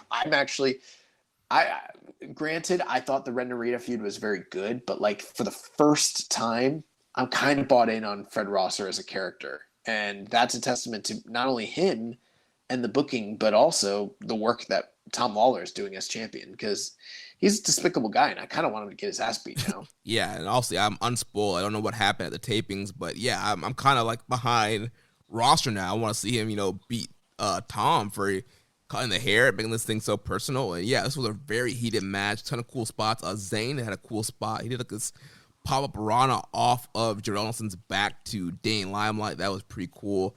And they kind of continued also like the power spots between Coughlin and J.R. Kratos that happened on Strong a couple weeks ago. Did you like Filthy Tom Lawler coming out with the big match gear? The tassels? Yeah, this man's in the tassels. Man wants to be a young buck. He changed nothing about his gear, and he just put some shitty blue little like teensy tiny tassels around his boots. I think actually around his kick pads. Like, he's got the most ridiculous. Oh, and by contrast, as ridiculous as his gear is, Fred Rosser's got probably career best gear on for this show. Like, I'd never seen that man in gear that I actually thought was Raw until now. Mm-hmm. So I don't know. Yeah, but Fred Rosser picks up the win here. I think he beat Jarrell, he beat Royce Isaacs. But Emerald Flosion. Yeah, like an Emerald Flosion, a version of it, a variant of it. Right. Yeah. And I noticed that that might be a new finisher going forward, because Kevin Kelly didn't seem to know what to call that move. He called it a body slam. Yeah, he has used it a couple times on Strong in the past. Typically, his WWE finisher, that double knee gut buster, is what he typically uses. But there's been a couple matches where he busts out the Emerald Flosion like slam. I don't remember his finisher in WWE. I remember the primetime players. Millions of dollars. Yeah. I remember when they were going to make Darren Young great again. Well, New Japan is making him great for the first time. And it's been awesome. So then next matchup here, we have the hot feud with the LA Dojo United Empire. We have Clark Connors and Carl Fredericks. They got a win here over the United Empire duo of Jeff Cobb and TJP 10 minutes. I'll tell you the truth. For me, I would not go as far as to call this a hot feud. Just my personal opinion. I don't have that much investment. For me, it's all about Will Ospreay. I don't care about Cobb and TJP facing off with Connors and Fredericks that much, but match was fine. We've seen Jeff Cobb face off with these guys in the past, especially Carl Fredericks in different tournament matches. Obviously, TJP and Clark Connors also have quite a bit of history. So even just aside from the United Empire LA Dojo thing, there's kind of a little bit of built-in backstory between the combatants. But I thought the match was good. It didn't blow me away, but I thought it was a nice little chapter in the continuing story. Yeah, I really liked the match. I thought there was a lot of cool spots in the 10 minutes that there were. A lot of interesting stuff, like Clark Connors, he like pounced TJP into Jeff Cobb's arms. That was kind of a cool spot there. Then and sparing Cobb. And Cobb is doing a lot of cool power moves. Carl Fredericks hitting a big tope con giro at the beginning of the match. Really wiped out those guys at the beginning of that. And there's always the possibility that I wasn't as into a lot of these matches as I could have been because of the production as well. Yeah. So that's always a possibility. But yeah, it was cool to see Clark Connors and Carl Fredericks pick up the win here. Didn't they just pick up a win over these guys though? Yeah, so Connors and Narita beat Ospreay and TJP 2 weeks ago on Strong. That was to set up the Ospreay Narita match. So yeah, it's kind of continuing the feud here. And interesting finish here. TJP, he like spit some kind of mist into Our call for It was water. Water and call for Duke's eyes. Got him inside cradle. Call was distracting the referee, but then Clark switched the inside cradle, so Clark was in control, held Cobb off, and they got the win. Yeah, they got the crafty, right place, right time win, which was cool. I mean, I guess it's a good thing to see the LA Dojo continuing to pick up wins. I mean, it wouldn't be necessarily I could see people complaining if United Empire was just eating those guys alive, basically. Right. Which is why Dom Homie. Oh, go ahead. I think that's why they brought TJP into the group to kind of be the pin eater for them on Strong. Makes sense. Dom Homie 101 asked us, does it seem like between this group of young lions, including the LA Dojo Lions, that they have the potential to lead New Japan into the next era in this company's history? Well, I mean, they have a great group of guys there with the LA Dojo Young Lions, and I think, yeah, there definitely are going to be a big part in the future of this company. Especially, I think all those guys are going to be crucial guys. I think they're going to be top guys. I mean, not all of them. Maybe, who knows if any of them will be IWGP World Heavyweight Champion, but they're so good, and I think they're going to inject some life and energy into New Japan when they can finally travel over. Yeah, it's just one of those things. There's a lot of talent, but, there's a lot of things that have to be at play in order for everything to kind of work out for that talent, beyond just them progressing as a wrestler and, as a character and kind of finding themselves and finding their voice and their style and all that, gaining, a following. But, you got to rub the right shoulders. You got to, glad hand the right guys and kind of get favor with, the right bookers. And there's a lot that go into it. And it's, again, sort of right time, right place. There have been young lions in the past that looked like they could go all the way and just be phenomenal and then don't end up doing much. And then there's some that kind of look like nothing in the beginning and end up being world champions. So it's hard to say, but with the amount of talent that they have between the two dojos, it would be hard to imagine that an entire generation or two of young lions goes by the wayside. So just by the, law of numbers, I'm sure that they've got, a bright future ahead of them with the guys they have. Yeah, I think, it's gonna be great once those guys get over and just more interaction and get them more in the main storylines of New Japan. I do feel right now, just based on where everything is, it's going to be harder to integrate these LA Dojo Young Lions than it will be the Noge Dojo Young Lions. Yeah. Because there doesn't seem to, even though Fredericks and Connors are quote unquote graduated and Coughlin seems to be on the way, they still sort of feel like quasi young lions. They feel like they're on excursion to me, just at home. Yeah. They kind of feel like the way Hanare felt for a long time.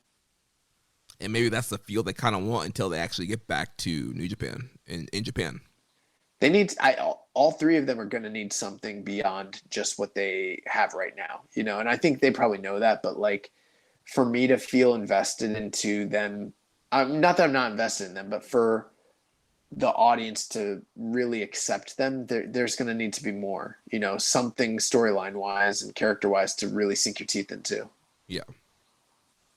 So next matchup here, we saw this feud continue in a singles match as Will Ospreay defeated Ren Narita 15 minutes and 43 seconds.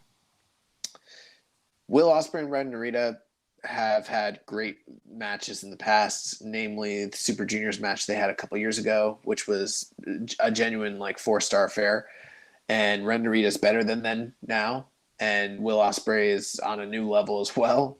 And they went out there, and I felt like they had probably match of the night, if not second best match of the night. They really, really, really delivered. Ren Narita was out there doing a lot of the Shibata moves, and it kind of felt like we had a little proxy for Shibata taking on Will Ospreay here. If you wanted a guy to kind of represent the LA Dojo on a big stage against Will Ospreay, if Shibata couldn't be the guy in the ring with him doing it, Ren Narita was a really good choice. And I thought this match just rocked. Yeah, very hard-hitting matchup. When we've seen Ospreay, since he's become heavyweight, has transitioned into more strikes, using those rolling elbows. lots of chops and strikes. And so, yeah, it's a really good matchup here. In the strong match, Narita showed that he could duck the hidden blade, which he did towards the end of the match here. Worked to get a guillotine. There was a spot where Ospreay missed the 450, hurt his knee, and Narita tried to lock in the Narita special. I forget which number special that is. He tried to lock, it's the that Texas Cloverleaf like sharpshooter thing he does. Try to lock that in, and then he just obviously fell elbow to the back of the head. Oz cutter for a near fall, and then Ospreay was able to hit the hidden blade. Did not need the Stormbreaker to put Narita away. Yeah, which I thought was a nice touch, but because we haven't really seen too many matches where Will Ospreay is putting guys away without that. Right. So yeah, really fun matchup here. I went 4 1/4 on it. Definitely a match. If you can stand in production, it's a match to check out. If you can handle the production, it is a match that is recommended. And we had a question from Viking Payne. Says, if Ren Narita's gimmick is going to be Shibata Jr., then they need to hurry up and strap that man up once he comes back. But I do recall him being used more as a junior heavyweight in New Japan than an actual heavyweight. Do you think that would be the case when he returns? I think it's hard to say, but to me, he's looking like a heavyweight personally. Yeah, he's definitely put on a lot of muscles since he's been at the LA dojo. So it will be interesting to see where they end up slotting him. I mean, they always could start him back off as a junior and then elevate him up. We always use some fresh bodies in that junior division, so I guess we'll see where they want to put him and where they think they need him the most. Moving on, I have the Wrestle Kingdom news a little bit earlier than I should have in the rundown, so let's just skip down to the next matchup, which was Moose, the Impact World Champion, defeating the flamboyant Juice Robinson in 14 minutes and 51 seconds. This was a match that many people have called unexpectedly good. I don't know if I would go that far because, Juice is a really great wrestler and so is Moose. And, it's kind of cool to see an interpromotional sort of just, I don't want to call it dream match necessarily, but, something akin to that. But, considering who was in it, I'm not surprised that they went out there and tore the house down. But I did think it was, I don't know, like they booked it. Moose is obviously the Impact champion, so him taking a loss would be difficult. Plus, he is coming off of a big loss recently to Ishii. But I also sort of felt like Juice, is kind of in that middling area right now. People are kind of wondering what's going on with him and his contract situation. And he did just come out of the Hikuleo feud on a winning side, but he also suffered a loss during that feud, so it's kind of like up, down. And I don't know. Like, part of me is glad they did the match because, of course, the match was great and both of these guys were really good and it was fun to see them wrestle. But I also kind of want to see Juice sort of like I was hoping he would rally and kind of, get back in the win column, and he took another loss here. Plus, Moose ate a Pulp Friction. Yeah. And then kicked out. And I can't remember too many times where guys have kicked out of the Pulp Friction. So I was a little surprised by that too. Yeah, this was a really good matchup here. I really enjoyed this match. I was actually, I guess maybe I shouldn't have been surprised, but this match was better than I thought it was going to be, considering, it's, Moose being an Impact guy and Juice has kind of been lower on the card on these New Japan shows. But these guys went out here and really killed it. And I just had a point I was going to make and I forgot. I was going to say, Juice being an Impact, I figured there could have been a chance of Juice getting the upset win here to set up a Impact title match at Impact. But I guess they just wanted to keep the champ strong here. And I guess we're not going to go to another Juice Moose match.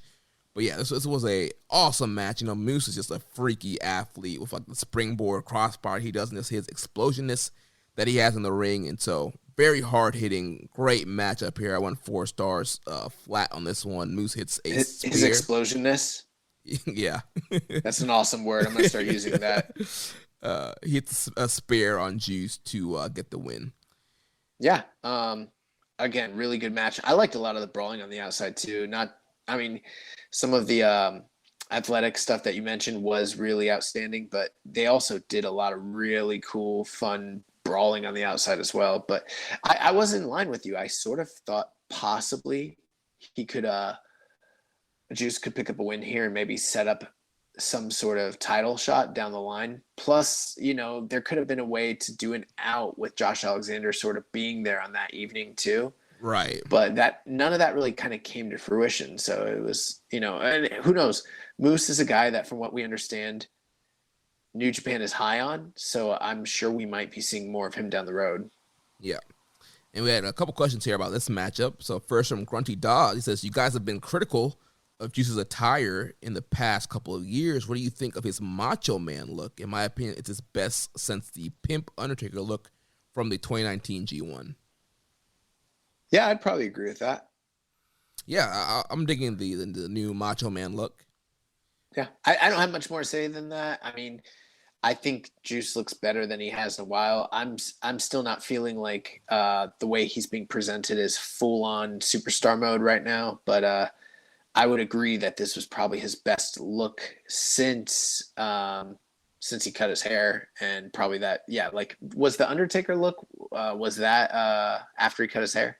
Yeah, because that was after the Moxley match leading to G1. So yeah, he had the haircut by then. Okay, then yeah, I would agree with that. So next, from the Dark Soldier, with Juice's contract coming up and how his booking has been, it's starting to look like he might leave. Honestly, it's sad that it might come to that. Juice is someone who I think could have been an extremely strong U.S. champion and an overall great presence on the card. Yet any time he gets rolling, it felt like they cut his legs off. He wins the U.S. title the first time, loses most of his G1 matches. Loses the title to Cody, who didn't beat him in the G1. Wins it back only to have a bunch of relatively weak opponents. Then his feud with Mox happens. It gets delayed because of a hurricane. Loses a match to Archer for the title. Gets another U.S. title match. Then he's barely promoted because it's tied to the first ever two-night Wrestle Kingdom where Mox and Archer were wrestling. In the first night, has a tag team with Dave Finlay that doesn't get much attention. Look, I'm just saying, Jesus' booking has been questionable. What do you think? Oh, I totally agree. Yeah, I mean, we've been saying it on the show for a while now. We felt like ever since he lost to the first match to Mox, like he's just never been the same after that. Yeah, we actually we had a discussion amongst friends of ours in a group chat, and I mean, for some casual wrestling fans, they kind of see Juice as like not that big a star, but we've been doing this podcast for a while. And I mean, there was a point where we were there. I wouldn't say quite at the genesis or the beginning of Juice being a star. I mean, as fans we were, but we were kind of, when this show started, we were right on the genesis of him coming into the apex of his, superstardom. Like, he had just had big wins against guys like Kenny Omega and, tag team win over Naito in the previous year. And he was still looking for that elusive win against Goto. He was motivated, having great matches in New Japan Cups against guys like Tanahashi, things like that. And then, kind of all culminated in that big U.S. title win against Jay White. And then a slow descent between that San Francisco show and then the Mox match. And that Mox match, when he shaved his head and had probably one of the best matches of his career, it felt like that was a crossroads where he might be on the precipice of a new chapter of his career, but little did we know it was sort of the slow descent. And I think some of it might have to do with personal things that are going on. Some of it definitely has a lot to do with the pandemic. But, the stuff with Cody, having lackluster matches with Cody, didn't help things. Him losing to Cody the way he didn't help things. The bookings he's had in G1s year after year after year, where he's constantly treated like a lower middle class guy, has definitely not helped. The feud with not just Mox, but then how they had to, when the natural disaster happened and then they transitioned to Lance Archer and then Archer beat him. And then it felt like for Wrestle Kingdom that year, he was kind of set up for a big redemption win against both Archer or possibly Archer or Mox. And then he lost again. It does feel like a lot of the win was taken out of his sail, and it wasn't always his fault. I think towards the tail end, we've seen a marked decrease in motivation, and we talked about things like maybe his physique kind of went down at one point and less effort was put into the character, less effort was put into some of the attires. It doesn't mean that Juice isn't still a fantastic character or fantastic worker, but I do see that the company has maybe lost some faith in him, and I think that, and maybe that's the wrong way to put it, but they just don't seem to be investing in him the way they were for those couple of years. There was a point where Juice felt like a top 10 guy in the company, and he's not right now. And I think he could and should have been. There was a time where, WWE wanted to sign him, and it felt like he was one of the hottest potential upcoming free agents in the entire sport, and someone that was, a future white belt champion and, IWGP, challenger and a regular headliner, main card type of guy, someone who could bump into the top 6 if he really, really stayed the course. I mean, that win over Jay White, it was so phenomenal, and it just hasn't panned out. And yeah, I don't know what's going to happen with his contract situation. I would like for him to stay, but only if the company uses him better, and only if he becomes more motivated and, evolves as a character and a performer. Otherwise, it might be better for him career-wise to go elsewhere. Right. And even if you look at the way he's been booked here in the U.S., I mean, he's barely been on Strong. And then when he is on Strong, he's been feuding with, Hikuleo? That's a very, low feud for him. And even losing one of those matches to Hikuleo, I think is kind of a big deal. And so, yeah, I definitely think there needs to be, if he re-signs, there should be a game plan to re-elevate him back up. There's no denying that they took him on a 2-year odyssey from the time that he first faced off against Hiroki Goto to the time that he finally won the U.S. title against Jay White. And that was incredible booking. But since he lost to Mox at that Best of Super Junior finals, the booking and utilization of him as a character has been highly questionable and probably one of the bigger misfires of New Japan's management the past couple of years. Yeah. And post-match, we had the New Japan debut of Jonah Rock, but I think he's just going by Jonah now here in New Japan. He comes out, he faces off with Moose. Moose backs off, and Jonah hits a big senton on Juice Robinson. Dave Finlay tries to make a save, and Jonah lays out Finlay as well and says that he is the new big dog in New Japan, and he's, coming to take stuff by storm. Did he say it was his yard? I think he talked about his bloodline. Did he talk about his cousins and their DUIs? His cousin Mikey Nichols and Shane Haste. Did he talk about how he needed to be acknowledged? No? No. All right. I much prefer Jonah Rock as a name. Right, than just Jonah. Maybe there's a problem with there being 2 Rocks on the same show, Rocky, Jonah, Rock, I don't know.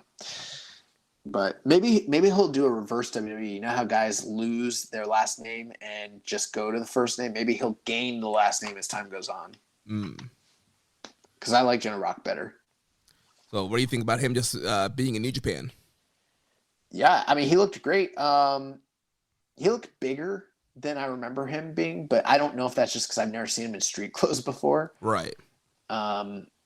Maybe the singlet makes him look smaller than he actually is, but it looked like he might potentially be bigger physically than he was last time I recall seeing him in NXT. But I don't think, dude, we wanted Jonah Rock to come to New Japan when they were doing the Australia tours, 3 or 4 years ago, and there was a lot of interest in him. It didn't happen, but Jonah Rock's always been a guy that I've liked a lot, and I'm happy that he's going to be doing some work with New Japan. What it means long term, I don't know, but it feels like this would be a good fit. Yeah. So then, following the angle, we had the big quote unquote dream match. Kazuchika Okada, the Rainmaker, he defeats Buddy Matthews 16 minutes and 23 seconds. For a 5th match between Okada and Omega, this wasn't quite what I was expecting. Yeah, Omega was really off here. Yeah, something wasn't right. It didn't quite have the the fast-paced action and storytelling that I was used to from the previous 4 encounters. Still good in its own right. Picked up towards the end. It was weird. Kenny didn't use any V triggers. He didn't go for a one-winged angel. No dragon rushes. Like, he didn't set up on the table on the outside. No Phoenix Splash attempt. It was weird. But other than that, it was pretty good. No, but all seriously, I thought Buddy Matthews looked really good in this matchup here. There was a lot of callbacks to his partnership with Seth Rollins. He hit the buckle bomb and the curb stomp at one point in this match. Bro, I've never seen anyone hit a curb stomp the way he hit that curb. I mean, he freaking laid into it. I mean, I had to rewind it, and his foot never left the man's head until it literally hit the canvas. Like, he stomped it into the ground for real. Yeah, this man's like, oh, we're strong style? Hold this. Yeah, I thought the match was good. It was a little bit of a slower pace for the majority of it. I kind of thought most of the, and I hate to be the guy that does this, but you hear this complaint sometimes, but I thought most of the early work was insignificant. Yeah. And then towards the tail end, they turned it on and started having a really great back and forth match that kind of culminated in a rainmaker. I think Buddy Matthews and Okada are probably capable of doing much more, but 60 minutes, they went out there, they had a fine match. I probably would have gone 3.75, maybe. Yeah, I went 4.25 on it. Oh, I was nowhere near that. I didn't like this match even. I didn't like it as much as I didn't like it as much as the Moose and Juice match, which I was surprised we never got a Moose Juice chant off. Yeah. Which we should have got that. I don't know what the deal was. And I didn't like it as much as Will Ospreay and Narita. Yeah, I think I like Ospreay and Narita better, but I don't know. I like this matchup. I thought it was good. I thought that was great. It was good. I did not think it was great. I thought it was good. But I'd like to see more of Buddy Matthews in New Japan. I think he's a good fit. I've made jokes about him being 205, but that's not really the case. As you can see with him and Okada, I mean, they're not far off in size at all.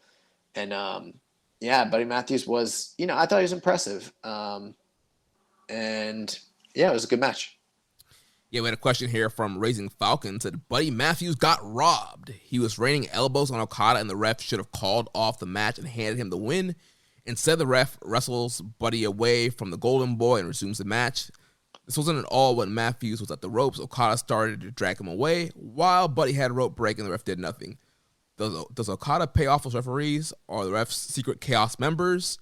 Okada has us all fooled. Yeah, I smell conspiracy here for sure.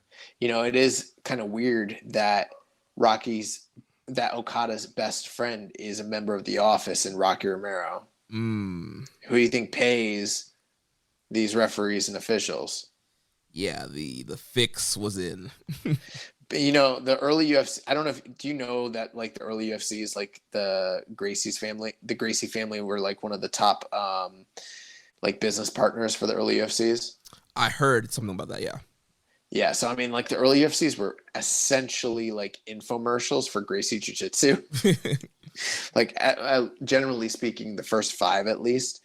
And so something tells me that NJP of USA is actually NJPW of Chaos, and that, the Chaos, stable and Office is kind of just taken over all of the ongoings that take place in this offshoot brand. And I wouldn't be surprised at all if the fix was in. Yeah, it seems like it. Yep. So post-match, we had Will Ospreay cutting off Okada's celebration, comes out with the quote-unquote real IWGP World Heavyweight title. The real fake IWGP World title? Yeah. Said, hey, big brother, long time no see, and says, you won the G1, that means you can challenge me for my title. And Okada was like, nah, you're going to challenge me. And so then Ospreay said, you know what? The winner of you and Chingo, you guys can fight over both of your fake titles, and the winner can face me for the real title on the main event of January 5th.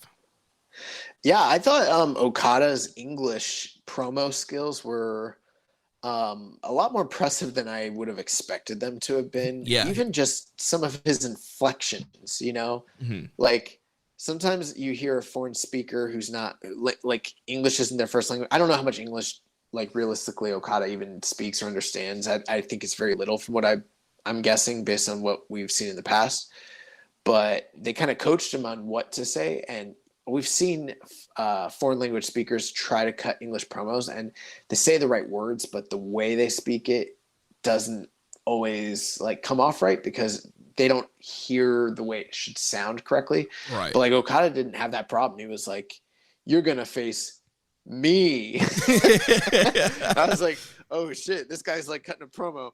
At one point, he was like, "I'm gonna make it rain." Gonna make it rain. I was like, oh fuck. So someone told this dude to go to America and get a catchphrase, and he didn't know like what was a good catchphrase.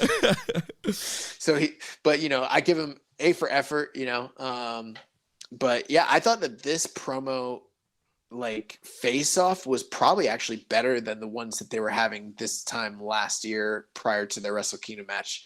So even though I still think the whole triple gold situation is pretty convoluted, and I don't quite get why, again, same way as Will Ospreay or Jay White last year, why does Will Ospreay get the advantage of fighting the loser of the double babyface match on January 4th? Based on what? I don't know. Well, I mean, he is unpinned, unsubmitted, never lost a title. If you really buy into that, but they stripped him of the title, when does a non-champion get to come in and dictate his terms for when he gets a title challenge? Because that essentially is what it is. He's challenging for a title. Right. But whatever. Well, the IWGP committee, they approved it. We got the official announcement. The main event of Night 2, Wrestle Kingdom 16, Tokyo Dome, will be Will Ospreay facing the winner, Shingo versus Okada from Night 1 for the IWGP World Heavyweight Championship.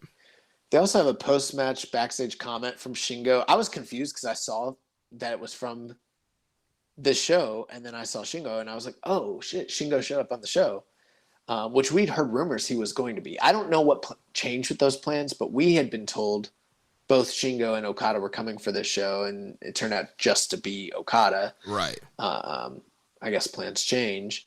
But he did cut a promo, probably in Japan, and they played it, and he was like, what the fuck are you fools talking about? Right. So you're not champ. Yeah, I have a statement here. He says, Okada, Ospreay, who do you think you're kidding?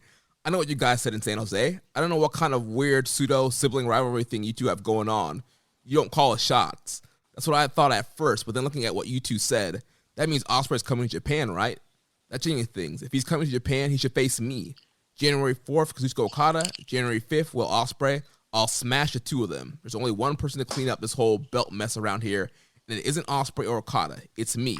And this time, Ospreay, no ducking me. Make sure you come here. Let's settle it.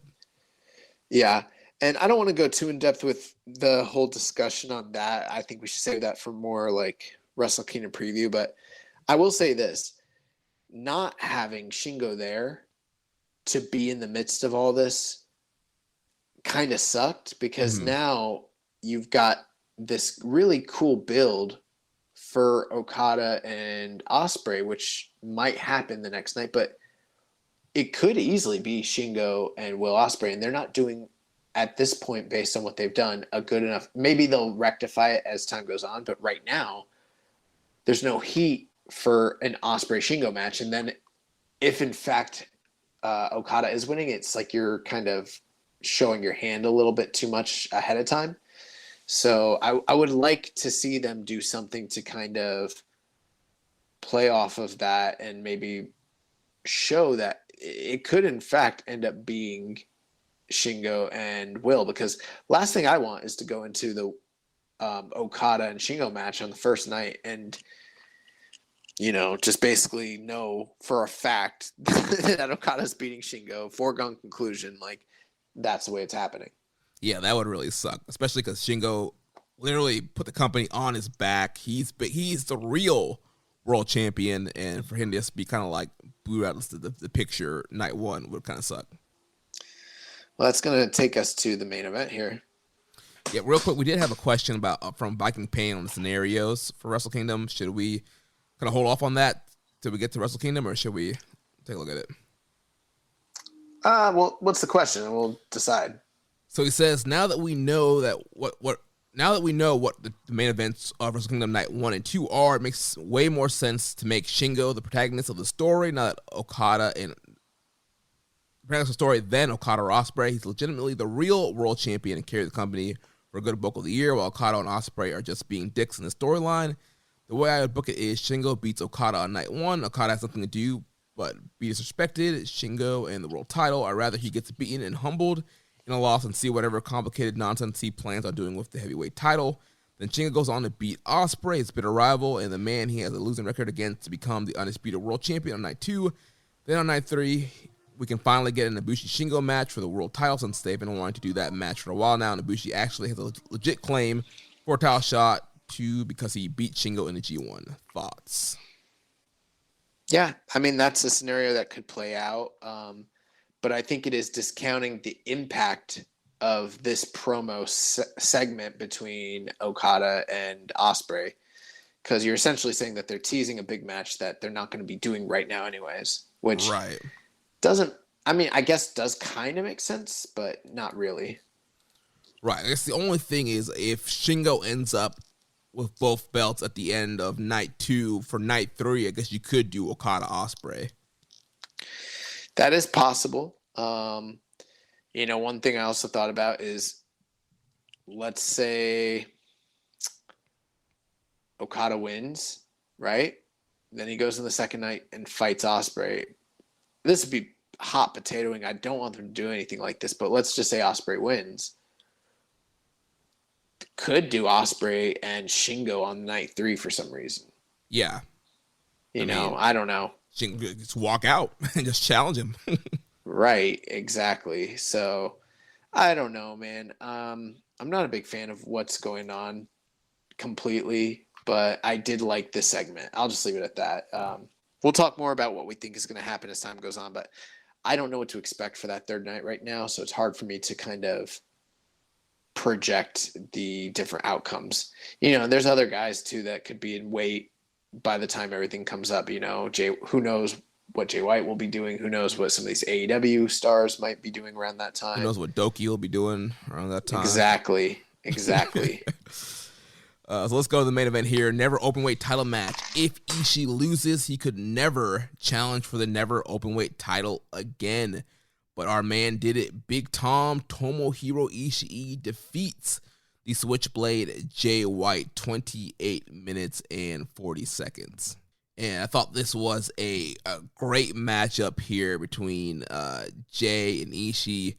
Coming in, Ishii is 2-1 in their prior singles meeting, but Jay White did win their last meeting, which happened at Castle Attack in Osaka in February.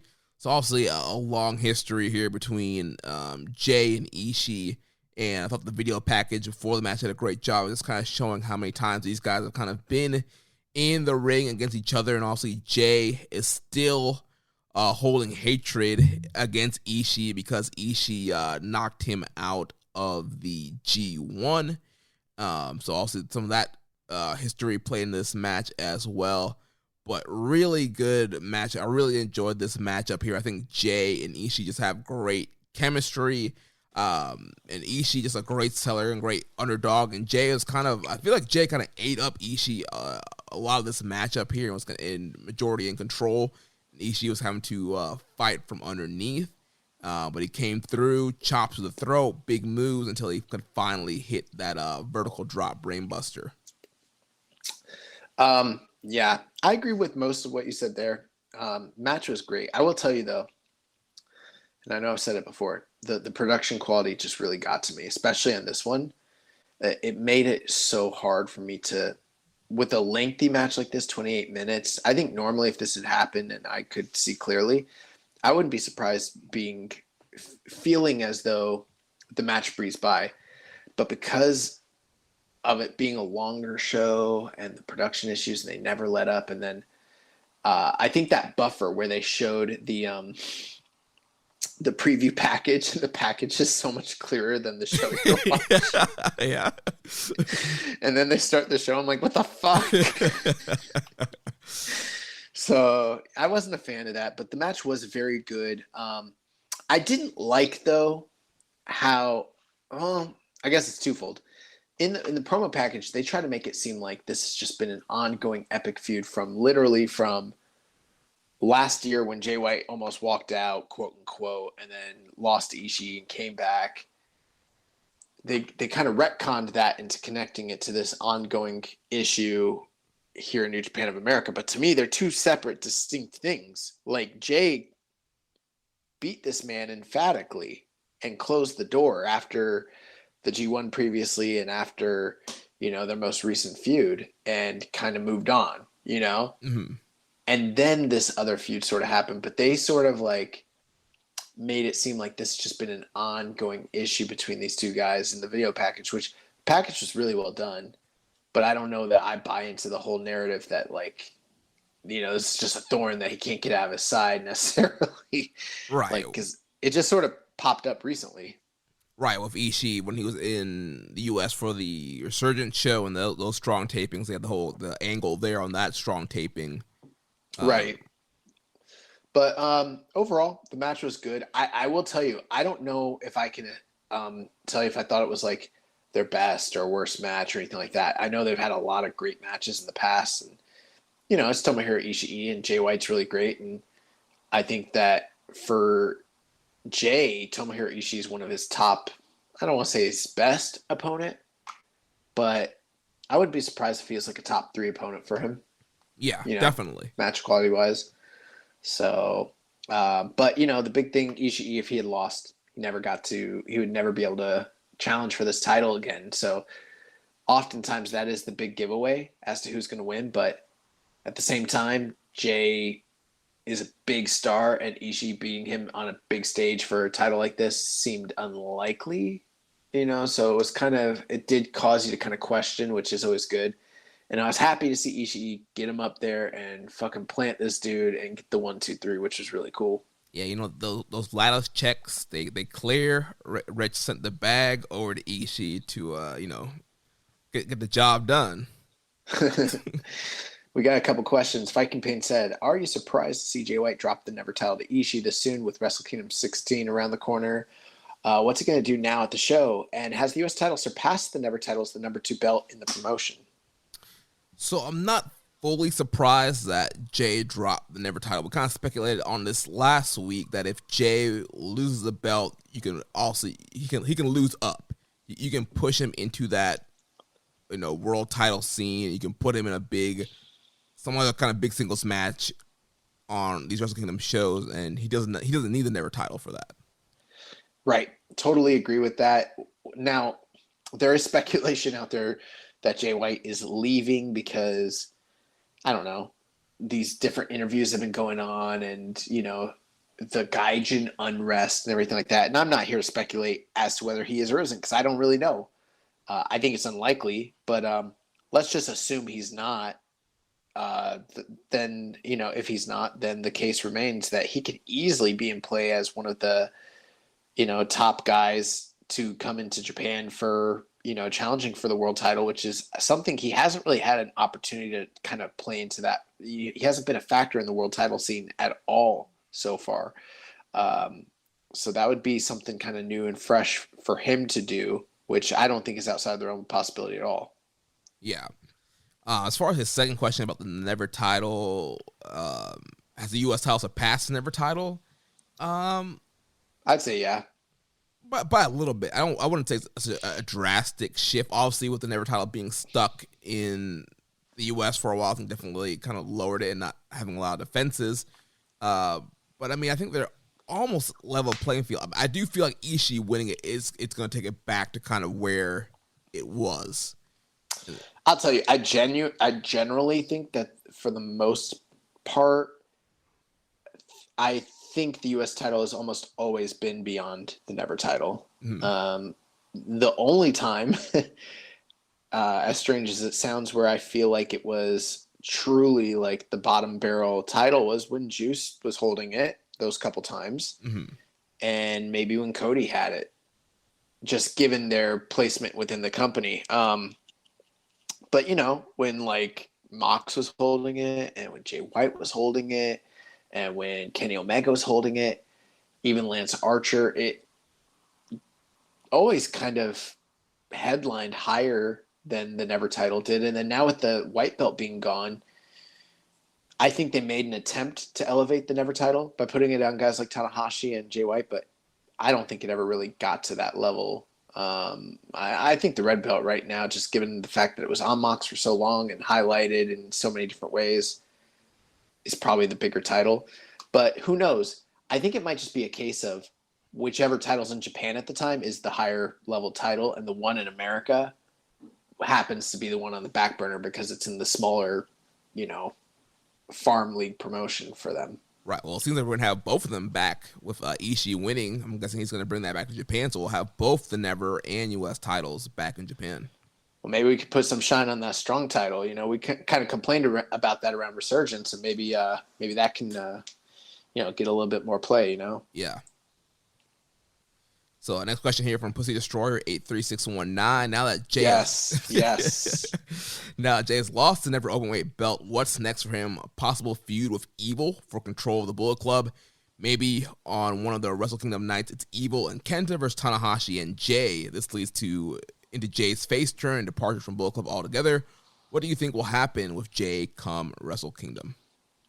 Yeah, I mean, that's definitely a possibility. If you notice, Jay White came out again, full on babyface mode, too sweeting everyone in the crowd, which is not, you know, his MO. We saw it in LA earlier this year, but I mean, he's just never done that any other time, really. Yeah. And maybe it's a case of like where California's Bizarro World for New Japan, you know, and Bizarro World King. You know, Jay White is Bret Hart in Canada when he goes to California. I don't know, but yeah, I mean, there's definitely a story to be told there for the Bull Club. And I mean, it's not even just a story to be told. It's all the elements are there. There's a House of Torture and there's a Bull Club and there's tension. So, you know, they've mentioned stuff on commentary, so we'll see. But I think that's probably down the road what's next. As far as in the immediate sense, I don't know.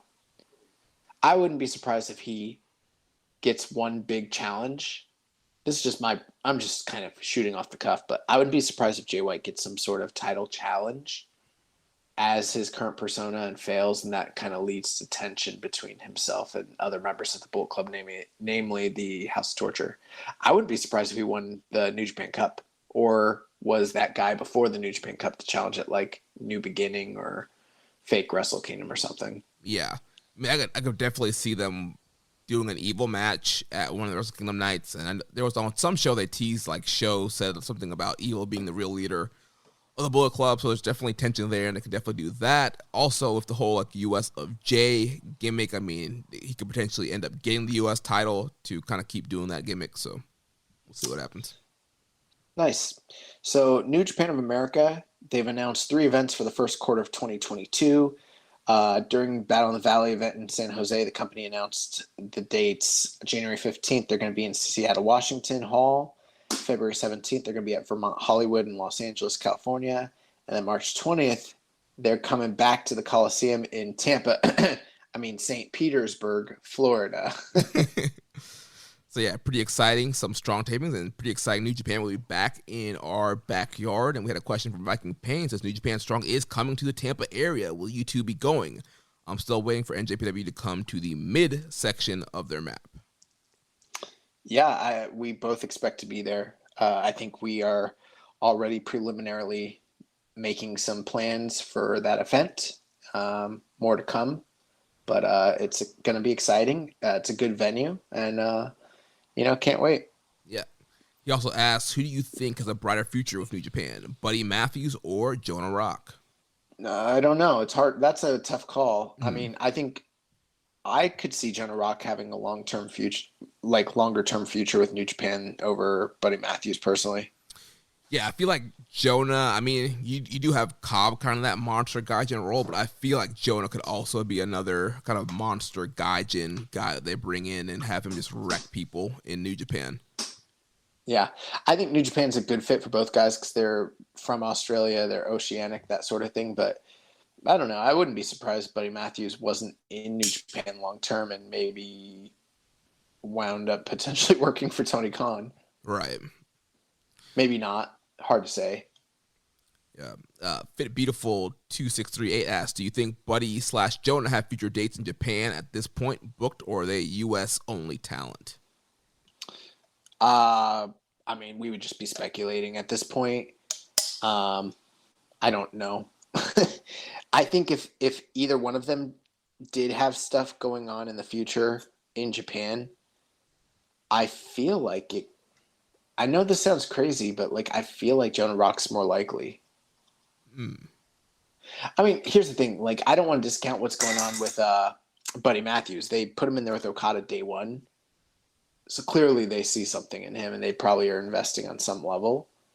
But I don't know. Jonah Rock, like, they had so much interest, and like everyone was so high on him before he went to NXT. They put him in a feud with Juice right out the gate and had him kind of decimate Finn Juice. I don't know. I just feel like, could he fit into a G1 pretty easily? Oh, yeah. Next year? You know what I'm saying? Like, yeah. I'm not saying Buddy Matthews couldn't, but like they kind of have guys that are kind of similar to him, but they don't really have anyone that's like Jonah Rock. I'm just thinking of the long-term play. Like, I don't know. Maybe I'm wrong, but that's what I think. Yeah, I would agree with you. I could definitely see Buddy in a G1. I mean, excuse me, Jonah in a G1 over Buddy, but I think Buddy would be a great addition to G1 or Best of Super Junior. I'm not quite sure where he's weighing, but he's absolutely jacked, so maybe he's leaning more towards the heavyweight, but we'll see what happens. Hawaiian Punch BV, with Jonah Rock now being a part of the roster, does this give Mikey Nichols potentially something to do? The Mighty Don't Kneel can reunite for a future World Tag League. That would be cool.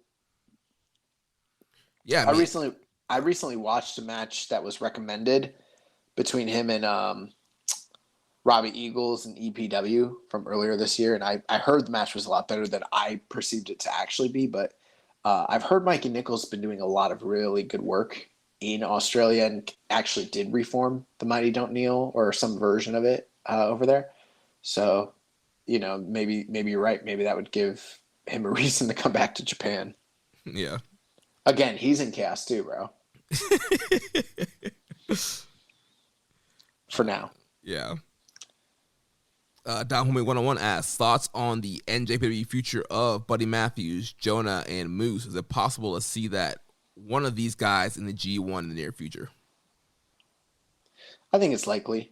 I think we've talked a bit about their futures. I mean, I can't speculate more than just, what's next for them or map out their careers. But all three of those guys are supremely talented, have a lot to offer. And I wouldn't be surprised to see at least one of them in a G1 down the road. Yeah, I think at the very least we'll see at least one of them, but I think we could see all three. I think G1 next year, especially being in the 50th year anniversary, I think it's going to be a really great G1. I think they're trying to bring a lot of new faces in, so I think, next year's G1 is going to be lit. Yeah, but think about what you just said, all three of them. Think about how limited the spots have been for the G1 in the past. I mean, unless they expand the blocks, I don't see that personally. And we talked about at least, I think, 3 or 4 names that we could see being dropped. That's true, but I don't know that these would be the 3 names to be included. Right. Also, we don't know what the landscape's going to look like. Especially with some of the guys that didn't get in this year, like Jay White and Will Ospreay, Right. So I just think that, guys like Goto, they might be on the chopping block. Possibly. Well, that's going to do it for Battle in the Valley. We've got 2 more nights to discuss here, World Tag League as well as Super Juniors, but we are running short on time. I think maybe we just kind of skim through these because I didn't feel like either of them were blowaway nights that really warrant a lot of discussion. I know we got some questions and some talking points, but yeah, I think we can kind of just talk about the question talking points. I really don't have a ton of notes on the matches for either of these nights, so we can just kind of run through it. Bro, I never have notes. I go off riff every time. So World Tag League Night 1 was November 14th. Opened up, we had Fujita and Nakashima going to a 10-minute time limit draw. Take all the comments I said last time and just copy them and then paste them here because they're basically the same. Exactly, yeah. Working on the arm and 10-minute draw. Then opening up, we had Dangerous Techers, Taichi and Sabre, defeating Minoru Suzuki and the returning Taka Michinoku, 18 minutes and 44 seconds.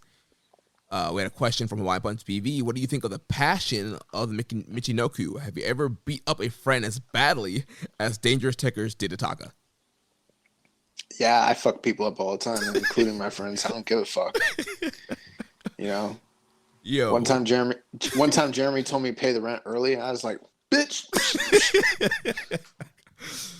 No, I'm just playing.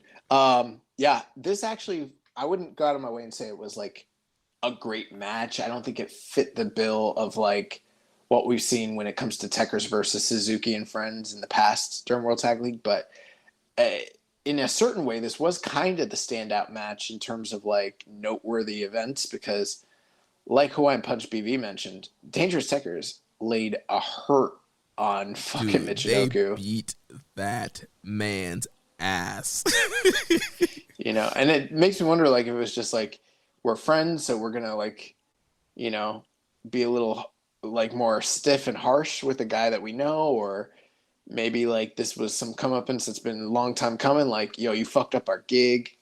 Right. Or Zach maybe like you messed up Zack Sabre time. You messed up Zack Sabre time, you know, submission master. I don't know if like Gato like pulled one of these guys aside and was like, you know, take Togo's boy out, like make him wish he never came back to this company. Lay it in. Lay it in. Or if it was just a situation where it was like, he's an outsider. He's the lowest totem guy in the entire tournament, and they really wanted to get Dangerous Techers over as a dangerous threat. Because, I mean, bro, they knocked this man out. I mean, I can't remember the last time in a tag league where – actually, I can. The last time I really remember there being a stoppage, it wasn't like this, but I remember Zack Sabre stopped Ishii in a triangle choke a couple years ago. Yeah. But this was vicious, man. I mean, they just kept, you know, I mean, I really loved the finish. Like, they kept hitting him with Saitos and all this shit, and then the referee's counting on him. And, I mean, I can't remember the last time there was a legit 10-count knockout in New Japan, which is something that's right up my alley, and I think there should be more of that. It was brutal. It was really cool. Yeah, dude, it was awesome. Actually dropped the man with a dangerous. And just, yeah, man, they laid it into that, man. And Suzuki just had to watch it. Yeah. He couldn't even do anything. Yeah, like post-match, they kind of, it's like, you know, made up or whatever and hugged and shook hands. And I guess Taka's officially back in after that ass whooping. I don't know if he's officially in. He's officially, I mean, he's always been Suzuki-gun, even when he wasn't with the company. They still continue to do angles and stories and Just Tap Out. And all those Suzuki-gun guys have continued to work in JTO, especially Suzuki. But, you know, who knows if he will, you know, the theory right now is that this tournament is a one-off for him. He will be not with the company once this tournament's over. But I guess it goes in Hawaiian Punch BV also asked, said Dick Togo was able to get one of his Kaintai homies his job back. When is Togo bringing back Sho Funaki, Kaz Hayashi, and Men's Teo for the Kaintai invasion? Who knows? Yeah, maybe that Kaintai will join the House of Torture. Yeah, I doubt it. Along the rest of the card, we'll kind of just go over the results. So Tenkoji got a big win over Tiger Mask and Yuji Nagata. You can figure out who took the pinfall there. Obviously, it's Tiger Mask. God picked up a win over Great Bash Heel. Togi Makabe and Tomoaki Hanma, 14 minutes. Fifth match of the night, Bad Luck Fale and Chase Owens defeated the United Empire team of Aaron Hanare and Great Khan, 9 minutes, 43 seconds. You know, United Empire hits a little different when you don't got Jeff Cobb in the mix. Right. And Fale is back. You know, Fale is going to Fale. He's going to pick up some wins here. So yeah, the grenade launcher. Actually, if you think about it, with the elevation of Chase as a character, while Fale's gone and then Fale's back and all that, I don't really completely know who is the full true pin eater on that team. I bet you it'll be a situation where it's a 50-50 affair. And they're probably more of a middle of the road tag team this time around, as opposed to like in the past, Chase ate like every pin almost. Right. So that's one thing to kind of look out for there. Tanahashi and Toru Yano, they defeated the House of Torture, Evil and Yujiro with Dick Togo, 12 minutes, 16 seconds. Interesting thing was Tanahashi and Yano sporting matching black trench coats and, cool new like hairdos. They came out looking like an actual tag team, which was unexpected. Yeah, Tanahashi's like, if I'm doing this, we're going all the way. Yeah. I think like he's just really excited for the upcoming Matrix 4. And he was like, it'd be cool as if we did Matrix.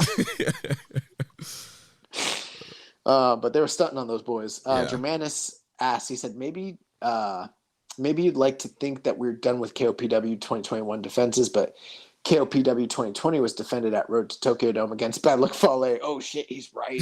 Yeah.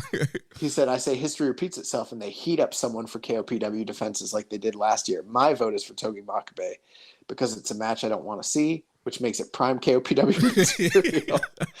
What say you? Bro, he's right. Yeah, there could easily be one more KOPW defense. Makabe, sure, why not?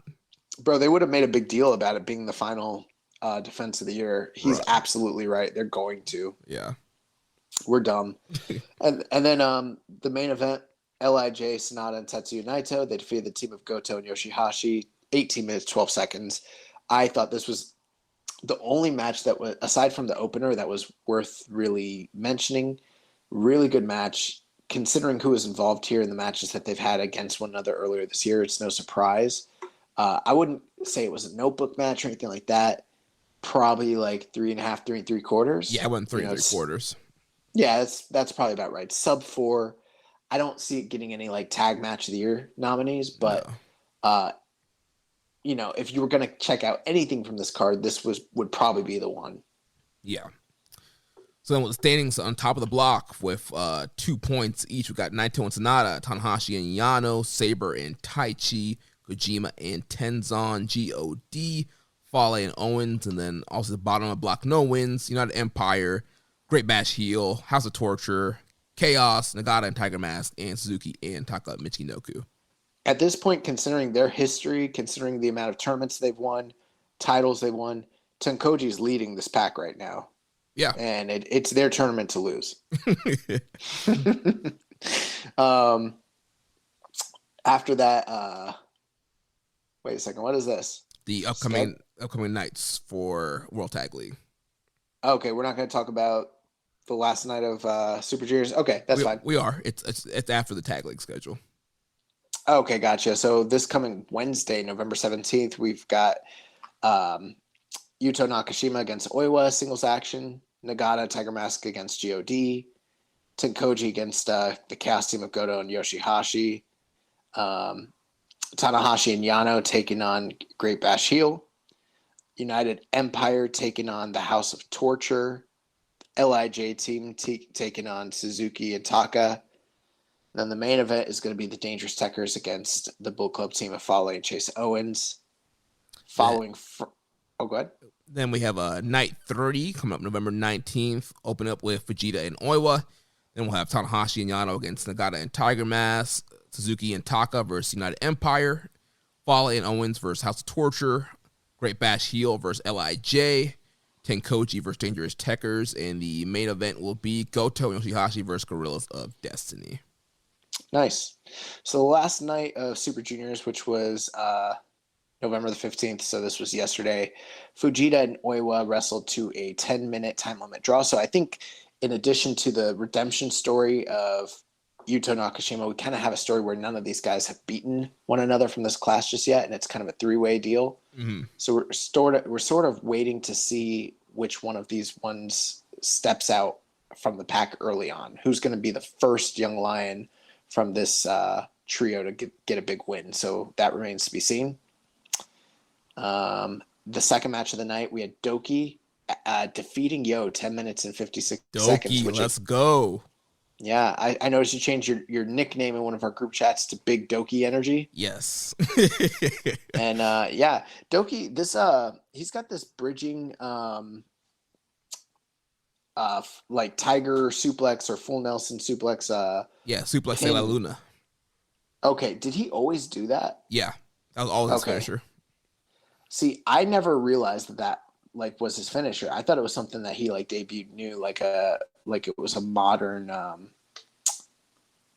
wrinkle to his game. But yeah, he's been beating guys with it, which is awesome. And he beat Yo here, who, like you mentioned earlier, Yo's very much focused on Sho in this tournament, and that is maybe proving to be the case because Doki beat him. Yeah. Moses_Magnum asks that I want to share an unpopular opinion in question form. Am I the only person that thinks Yo is better than Sho? You are not the only person. Rich Latta, friend of the show, One Nation Radio, he's a Yo guy. He always liked Yo over Sho. But I think both of us were we were both Sho guys, but I'm still a Sho guy. I mean, Shawn Michaels had his he had his 1992, 1993 phase. I'm not going to hold it against Sho as he establishes himself, because I know eventually, the ladder match with Razor is going to happen. Okay?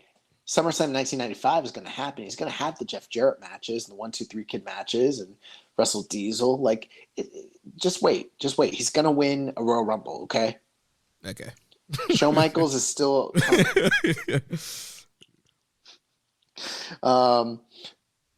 Third match of the night, Bushi defeated Ryosuke Taguchi, 13 minutes and 59 seconds. Fourth match of the night, Robbie Eagles defeated Master Wato, 13 minutes, 30 seconds. This was a rematch of a recent singles match that we saw between these two. And Robbie Eagles defeated Wato on that evening as well. So kind of going back to back in recent antiquity here. Fifth match of the night, Kanemaru defeated El Phantasmo, 12 minutes and 40 seconds. Now, I've actually only watched up to the Eagles-Wato match, so I didn't know Kanemaru beat El Phantasmo. What happened there? So, yeah, once again, Kanemaru outsmarted ELP. I'm trying to remember how the finish went down, but essentially it was kind of similar to, they teased the whole count-out thing, and then I think Kanemaru, rolled up ELP. Wow. Semi-main event, Sho defeats Hiromu Takahashi, who is the favorite in this tournament, 17 minutes, 37 seconds. I'm sure this was not a clean win. Yep, House of Torture, bullcrap, bad match.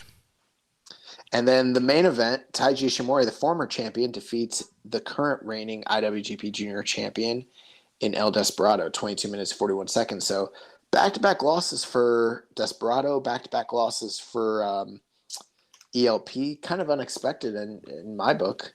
Yeah, and I would say the Taiji Desperado match is probably the match of the night from this night. Taiji worked a lot on the arm of Desperado to set up the bone lock and get the win there over Despy. And what I'd seen from the three matches in the tournament that I saw, everything was fine, good, but nothing really peaked really high. I checked some of the ratings and reviews, and it seemed like that was pretty much the consensus, that this was a fine show, but nothing really worth going out of your way to check out, basically. Yeah. We did have a couple quick questions here. So Dom Homie 101 said, thoughts on the Super Junior so far? Whose stars shine so far, and who needs to step it up? I mean, it's been fine. Honestly, we joked last year, this is a fake Super Juniors. We got single block. We got clap crowd. We got the barricades up. It's not Super Juniors unless those barricades are down, so these guys can truly fly. That's how I feel. Exactly. It's been fine. It's been a very good of Super Juniors. Star shining. Obviously, Doki. He's killed it in both his matches. 2 big wins. His stock is rising.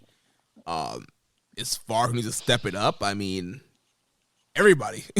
Yeah, that was going to be my answer. Every single person in this tournament, except for Doki. Yeah, I mean, by now we would have multiple 4-star matches. I have no match that's over 4 stars or at 4 stars yet. Let's be clear. Doki's been given the 10-minute opening slot and done pretty good, as good as anyone could be expected to do in that sort of time frame, in that sort of placement. And he's kind of on that Tiger Mask old man miracle run in the beginning, which is fun. Yeah. But other than that, I mean, the only person who seems to be working really hard is Taguchi. he seems to be working harder than I'm used to him working at this point in the tournament, but everyone else seems to kind of not. I don't know, man. Everyone else needs to step it up because there hasn't been a single great match in the entire tournament. First night was fun with all the upsets and some of the shenanigans, but if this is what we're in store for, I mean, this is going to be a second year where I don't know. We actually did have some pretty good Super Junior matches last year, but man, it's going to be another fake Super Junior. I don't know, man. Yeah. So our standings, we have Sho, Kanemaru, and Doki on top of the block with 4 points each. Then going on to the 2-point range, we've got Eagles, Taiji, Bushi, Hiromu, Master Wato, and Noguchi, all of 2 points. And the very bottom of the block, all of 0 points, the champion, El Sporado, Yo, and the headbanger, El Phantasmo. Thursday, November 18th is going to be the next night of Super Junior action as we have Yuto Nakashima taking on Kosei Fujita in opening action. El Phantasmo will be taking on Doki. Yo will be wrestling Bushi. Taguchi against Sho. Robbie Eagles versus Ishimori. Hiromu versus Kanemaru in the semi-main event. And then the main event will be El Desperado versus Master Wato. November 21st, we have night 4 of Super Juniors action. Yuto Nakashima will be wrestling Oiwa. And then getting into the tournament, we have Kanemaru versus Doki. Wato versus Ishimori. Taguchi versus Yo. Bushi versus Sho. Eagles versus El Phantasmo in the semi-main event. And the main event will be Hiromu Takahashi versus El Desperado. Considering those top 2 matches, that seems to be one to really pay attention to. That's Sunday, November 21st. Yeah, so we should get those 2 matches, the semi-main and main, should be great. Which we will be recording that Sunday, if you recall. Yes. So we got to watch that, then record because the holiday is coming up right that same week. Right. So also coming up this weekend, we have the next episode of NJPW Strong as they continue the Showdown tour that was in Philadelphia. Show open up, we got Finn Juice versus Yuya Uemura and Kevin Knight. The mid-card match will be Leo Rush and Arya Davari against ELP and Chris Bay. And then the main event will be TJP and Clark Connors. You know, they've been building this match for a while, even before TJP was in the United Empire. So it's a continuation of that rivalry, and then also added in with this LA Dojo United Empire feud. Should be a great main event. Then we also had NJPW Extra number 3 that aired today on YouTube. The match was David Finlay defeating Yuya Uemura, 12 minutes, 18 seconds. This was from the Autumn Attack Tour in Texas. Good little matchup here between those guys. And then they did film a pre-show match at Battle in the Valley that will appear on a future episode of Extra, which will be Chris Bay and Hikuleo facing Kevin Knight and the DKC. Nice. I can't wait to check those out. We got some news here. NJPW President Takami Obari made a series of announcements prior to today's Best Super Juniors event at Corcoran Hall, including a 50th anniversary tour and museum exhibit.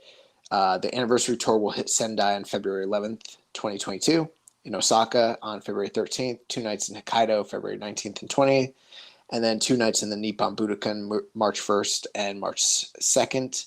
There's going to be an exhibit called NJPW ISM. It's going to run from the 11th to the 27th at the Tokyo Dome Gallery in Amo. The features are going to have different artifacts and items from NJPW history, some of them focusing on different wrestlers that have been around. There's going to be an exhibit with Andre the Giant, different stuff like that. They also announced that the January tour will be called New Year's Golden Series, a throwback to a tour name used throughout the 1970s and 1980s. I can attest to that. Watched many a Golden Series match. Additionally, and I guess that means we're not getting a Fantasticmania. Yeah. Additionally, NJPW will be partnering with 50 different manufacturers to produce new merchandise, with the first presented examples being gaming chairs produced by Kant Leaks and golf bags made by Mind. We had a couple questions here. Viking Pain said, New Japan's 50th anniversary, it seems like some big things they plan on doing are pretty ambitious, especially the talk of dream cards, dream events. What's one thing that the company hasn't done before or in a long time that you two would like to see them do for their 50th anniversary year? I think for me, it's something that we've talked about in the past. I think, opening the domestic Forbidden Door, getting some guys from, who knows, like All Japan or Noah, and doing some interpromotional matches with companies in Japan. Chaco Pro. Yeah. Lulu, open the Lulu pencil door, okay? I want to see Antonio Honda wrestle. Is that his name? Yeah. Yeah. Yeah, I'm pretty much the same. I don't know. I can't think of too many things that they've done in the past that they're not doing now that I'd like for them to do, but I would like to see some sort of interaction with other outside pro companies. I think that'd be cool. Dom Homie 101 asked, with talks of dream matches being a huge part of the 50th anniversary celebration, what are some dream matches that you guys would like to see take place in the NJPW ring? My picks would be Okada versus Danielson, Hiroshi Tanahashi versus Kento Miyahara, Shingo versus Hangman Page, the Golden Lovers versus the Mega Aces, and Punk Bryan versus the Mega Aces. I don't know if people know, but the official tag team name of Punk Bryan is the Indie Powers. Just want everyone to know that. Yeah, I mean, he listed some great dream match scenarios right there. I mean, I think Okada and Kento Miyahara would be another one that could happen. I know Shingo and Bryan have wrestled in the past, but I think a Shingo Bryan match and today would be even better than in the past. I don't know what to expect as far as dream matches go. I hope we get some, but the idea that they're going to have an ambitious 50th anniversary tour in the early part of the year with big venues and big events and stuff like that. I mean, I don't know, man. I told Jeremy off the air, like, some of the announcements for the 50th anniversary kind of remind me of like when a couple are not doing so hot and one partner's thinking of leaving the other person's like grasping at straws, and they start making all these promises to keep the other person around, but like they can't deliver on those promises, and then they don't have much to offer, so they start making like, I'll wash the dishes and I'll you know, I don't know, I'll take you to that diner you always want to go to, like, because they don't have anything like really to offer. That's kind of what some of this sounds like. It's like, we're gonna do an exhibit and gaming chairs. It's like, can you guys just open up, like, can you just like let people cheer and then like go back to the old schedule and maybe like have some banger cards? Like, that's all I want. Maybe get rid of Dick Togo and Evil and KLPW. Yeah, maybe that would be that. Start talking about dream matches. We got KOPW still around. Like, the fuck. NJPW has announced their final 2021 Strong tapings. NJPW Strong Nemesis will be taped on Thursday, December the 9th at Vermont Hollywood in LA, California. Tickets for the event will go on sale Tuesday, November 16th at 1 p.m. Eastern. They have announced that the Fallen Angel, Christopher Daniels, has been announced for those tapings. That's pretty exciting. Yeah, it's cool. Okay. No, so that's pretty cool. Yeah, Curryman. Juice Rob, yeah, I put out a picture and I was like, it's a picture of Danielson and Curryman. I was like, they called the wrong one. Yeah, he's hot, he's spicy, he tastes great. Juice Robinson noted in an interview with Denise Salcedo that his contract here expires in February. Allegedly. Bloodsport 7 matches are available on NJPW World, as noted earlier. NJPW's Jeff Cobb and TJP have been announced for the Friday, November 19th CMLL show at Arena Mexico in Mexico City. They'll be taking on the team of Volador Jr. and Atlantis Jr. In Rev Pro news, next Saturday afternoon in Huntington, we'll have matchups featuring Yota Tsuji against Doug Williams, Alex Coughlin against TK Cooper, and Chuck Mambo versus Carl Frederick. So some, matches abroad for some of these young lions, some of these LA Dojo guys. Rev Pro Sunday, November 21st in York Hall. We also have the Undisputed British Heavyweight Championship, as it will be defended and challenged for by Shota Umino. He takes on Will Ospreay in a match where he says he'll take back the physical IWGP Championship belt for New Japan Pro Wrestling. Also, Gideon Gray will be wrestling Yota Tsuji. If Gideon wins, Yota Tsuji must join the Legion. If Tsuji wins, the Legion is finished. So those are some high stakes. Yeah, so it's interesting, seeing Yota Tsuji get mixed up. Big storyline here. And so, yeah, these young lions are doing some great stuff on Excursion. Well, I don't follow Rep Pro like that, but I know Gideon Gray, and I know the Legion is the group that Okan came out of. So, I mean, if Tsuji gets mixed up with those guys, no telling what might happen. You have this man hopping around like a vampire. The great Tsuji. Tatsumi Fujinami's Cork and Hall version of his 50th anniversary took place on November the 9th, before a sellout crowd of 715 fans. Fujinami teamed with Satoshi Kojima and Hiroshi Tenzan to beat the Great Muta and Hakushi. Jinsei Shinzaki doing his 90s WWF gimmick, and Kazuma Sakamoto. The idea is it was New Japan guys against American gimmicks, as Sakamoto was in WWE for a short period of time as the manager of Tenzai, Matt Bloom. The finish came at 17 minutes 2 seconds when Kojima pinned Sakamoto after a lariat, which I did know about this match because we've been working on our Excursion Match of the Year candidates, which happy to say we have our 10 candidates for Excursion Match of the Year, and they are all bangers. Yeah, it's a fire list. Yeah, it really is, and it's not all AEW either. Yeah. So that's going to take us to the questions, and then the recommend match of the week. We can get out of here. Yeah, Hawaiian Punch BB asks, you check out Max Holloway versus Yair Rodriguez this past weekend. Wild fight. I did not get a chance to watch that fight, but I saw Yair Rodriguez's foot afterwards, and I do plan to watch that fight. I heard great things about it. Thoughts on Terrence Crawford versus Sean Porter? I think this is Crawford's best opponent so far. Porter is a tricky fighter for everyone in the welterweight division. I don't know. Kell Brook was a really good opponent, so they're different styles, so it's hard to say. But Kell Brook's really, really, really good. So I don't know if I totally agree with that, but Sean Porter's that guy that he's a bad night for anybody that fights him on ever. Period. Like, so I don't care who it. Like, I've got friends who think Terrence Crawford's gonna, shut out Sean Porter. I just don't see it happening. I think Sean Porter is bad. He's a bad night for pretty much anyone that's not Floyd Mayweather, and at this point, he'd probably be a nightmare for Floyd.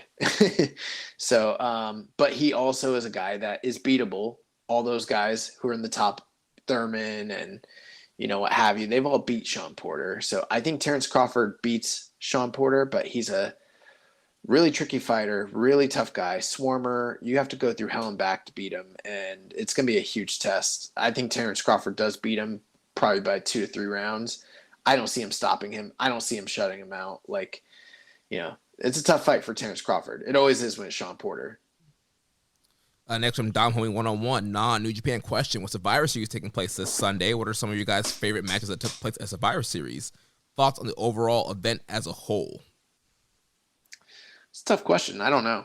I could name you a few Survivor Series matches themselves that I like, but I don't know if I can think of a Survivor Series match that, I don't know. Maybe Brett and Austin from Madison Square Garden. I love the first Elimination Chamber where Sean won the title. Oh, me too. I do too. I love that match. I don't know. Some of the Survivor Series matches I like: Team WCW versus Team WWF. That one where it was Team Bischoff versus Team Austin, and if Austin lost, he had to retire. Yeah. And that one's really good. I don't know, man. Survivor Series isn't like a show that I care that much about, or I can't remember much from it.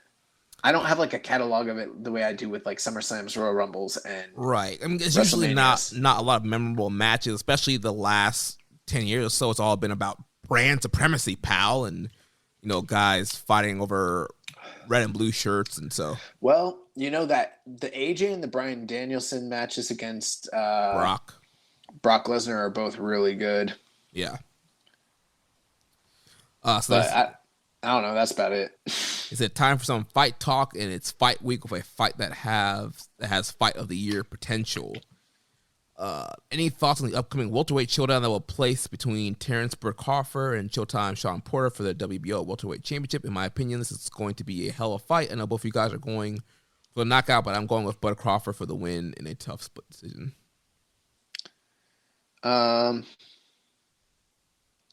Oh my God. I'm so dumb. I was saying earlier that Terrence Crawford fought, I did something like this the other week too. I said that Canelo was fighting for the middleweight title, and for some reason I always forget that he's not 160, he's 168 now. And just now I was talking about Terrence Crawford like he was Errol Spence Jr. Terrence Crawford's never fought Kell Brook. I don't know what the fuck I was talking about. Oh wait, yes he did. He knocked him out in the 4th round in his last fight. Okay, I stand corrected. But I will say this. The Kell Brook that Terrence Crawford beat is not the same Kell Brook that Errol Spence Jr. beat. Taking nothing away from him, but it's not the same thing. I don't know if I think this fight has fight of the year written all over it, but looking through Terrence Crawford's list of opponents, I mean, his toughest opponent probably prior to this was Gamboa, and that was at 135. That was a long time ago. We're at 147 now, and I don't see anybody that really has posed a serious threat. So yeah, Sean Porter is Terrence Crawford's toughest fight. I still think Terrence Crawford beats him. Stylistically, I think Terrence Crawford might actually match up better with Sean Porter than Errol Spence would. So yeah, I think he could actually maybe stop Sean Porter, but I'm gonna predict Sean Porter loses a split or majority decision to Terrence Crawford, 12 rounds.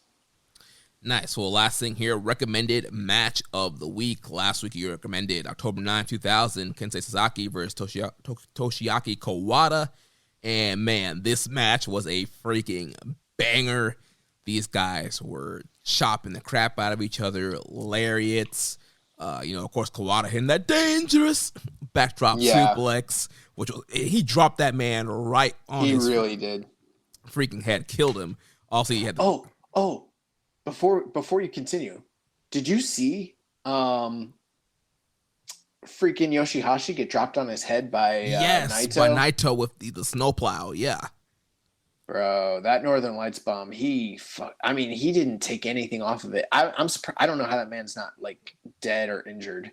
Well, I mean, we don't know if he's injured or not. Well, I guess we'll find out, but I'm talking like serious, serious injured, you know what I mean? Yeah. Like because he landed on his head the full way. Like that was scary. Yeah. Anyways, go continue. But yeah, very hard hitting. Of course, we got the Kawada kits, and it's a really great back and forth. And the crowd was so into this match. And Kawada, man, obviously, I don't have much experience with Kawada, so when I'm seeing him wrestle, I'm seeing like Shingo and Taichi, and obviously, I know Taichi trained with him and stuff like that. But just as, and kind of some Ishii too, kind of this plucky underdog is continuing to fight, and he worked for those insecurities. And I love when guys lariat insecurities away.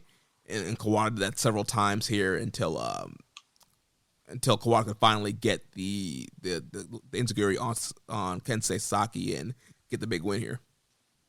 Yeah, this match just freaking rules. And then, the whole thing was Kensuke Sasaki went into the match as the IWGP champion. It was a non-title match, but it was essentially the ace of New Japan and Sasuke at the time taking on the last remaining star of All Japan right after the rest of the company went to Noah. But, Kawada is a former Triple Crown champion. He's one of the big four pillars. He's at this point probably the quote unquote ace of All Japan. It's a dream match no one thought they could ever see. And, the Tokyo Dome is just rocking.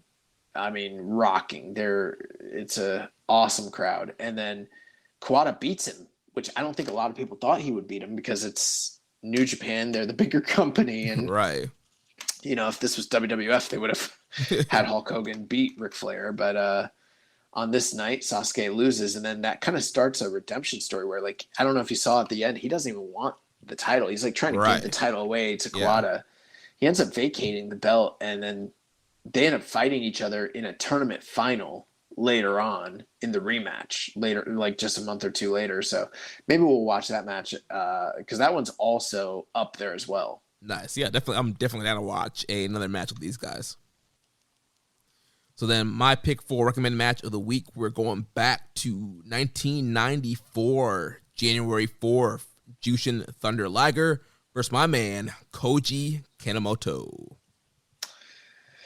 I've seen so many Liger Kanemoto matches. I know this one's got to be substantial because it's from the Tokyo Dome on January 4th, but I don't know if I recall this specific one. I think when I looked, this was probably one of their highest rated matches that they've had together that has ratings for it. So, okay. Definitely definitely excited to check it out. Maybe that will give me a little bit of a refresher, but they've wrestled a lot, so. Yeah, when I was looking on World, there's a ton of Liger and Kanemoto matches from over the years. Awesome. Well, that's going to wrap things up. Next week, we'll be back to review more best of the Super Junior and World Tag League action. If you enjoyed today's show, please consider making a donation by visiting socialsuplex.com/donate. Click on the donate button under the Keeping It Strong Style logo. Make sure you connect with us on social media. On Twitter, the show is at KI Strong Style. The network is at Social Suplex. I am at Jeremy L. Donovan. On Facebook, we are facebook.com/Social Suplex. On the Wrestling Square Circle Facebook group, we're facebook.com/group/Wrestling Square Circle. On Instagram, I'm at Social Suplex. You can follow us on Reddit. I am the Pro Black Guy, just Keeping It Strong Style. You can email me, jeremy@socialsuplex.com. Check out all the other shows that we have here on the Social Suplex Podcast Network. One Nation Radio, hosted by Rich Latta and James Boy. The Grave Consequences Podcast with Caleb and Maserati. All Things Elite with Floyd and Austin. And the AEW Match Guide Podcast, hosted by Sir Sam. Don't forget to subscribe and leave a rating and review. And we will catch you next week on Keeping It Strong Style, the ace of podcasts. We itchy, Ben. Thank you for listening to Keepin' It Strong Style. We'll see you next time.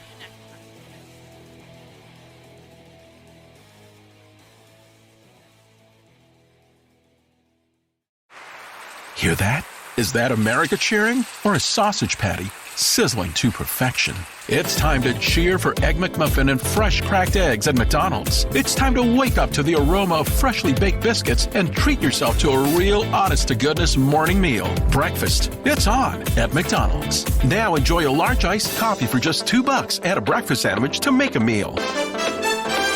Prices and participation may vary. Cannot be combined with any other offer or combo meal.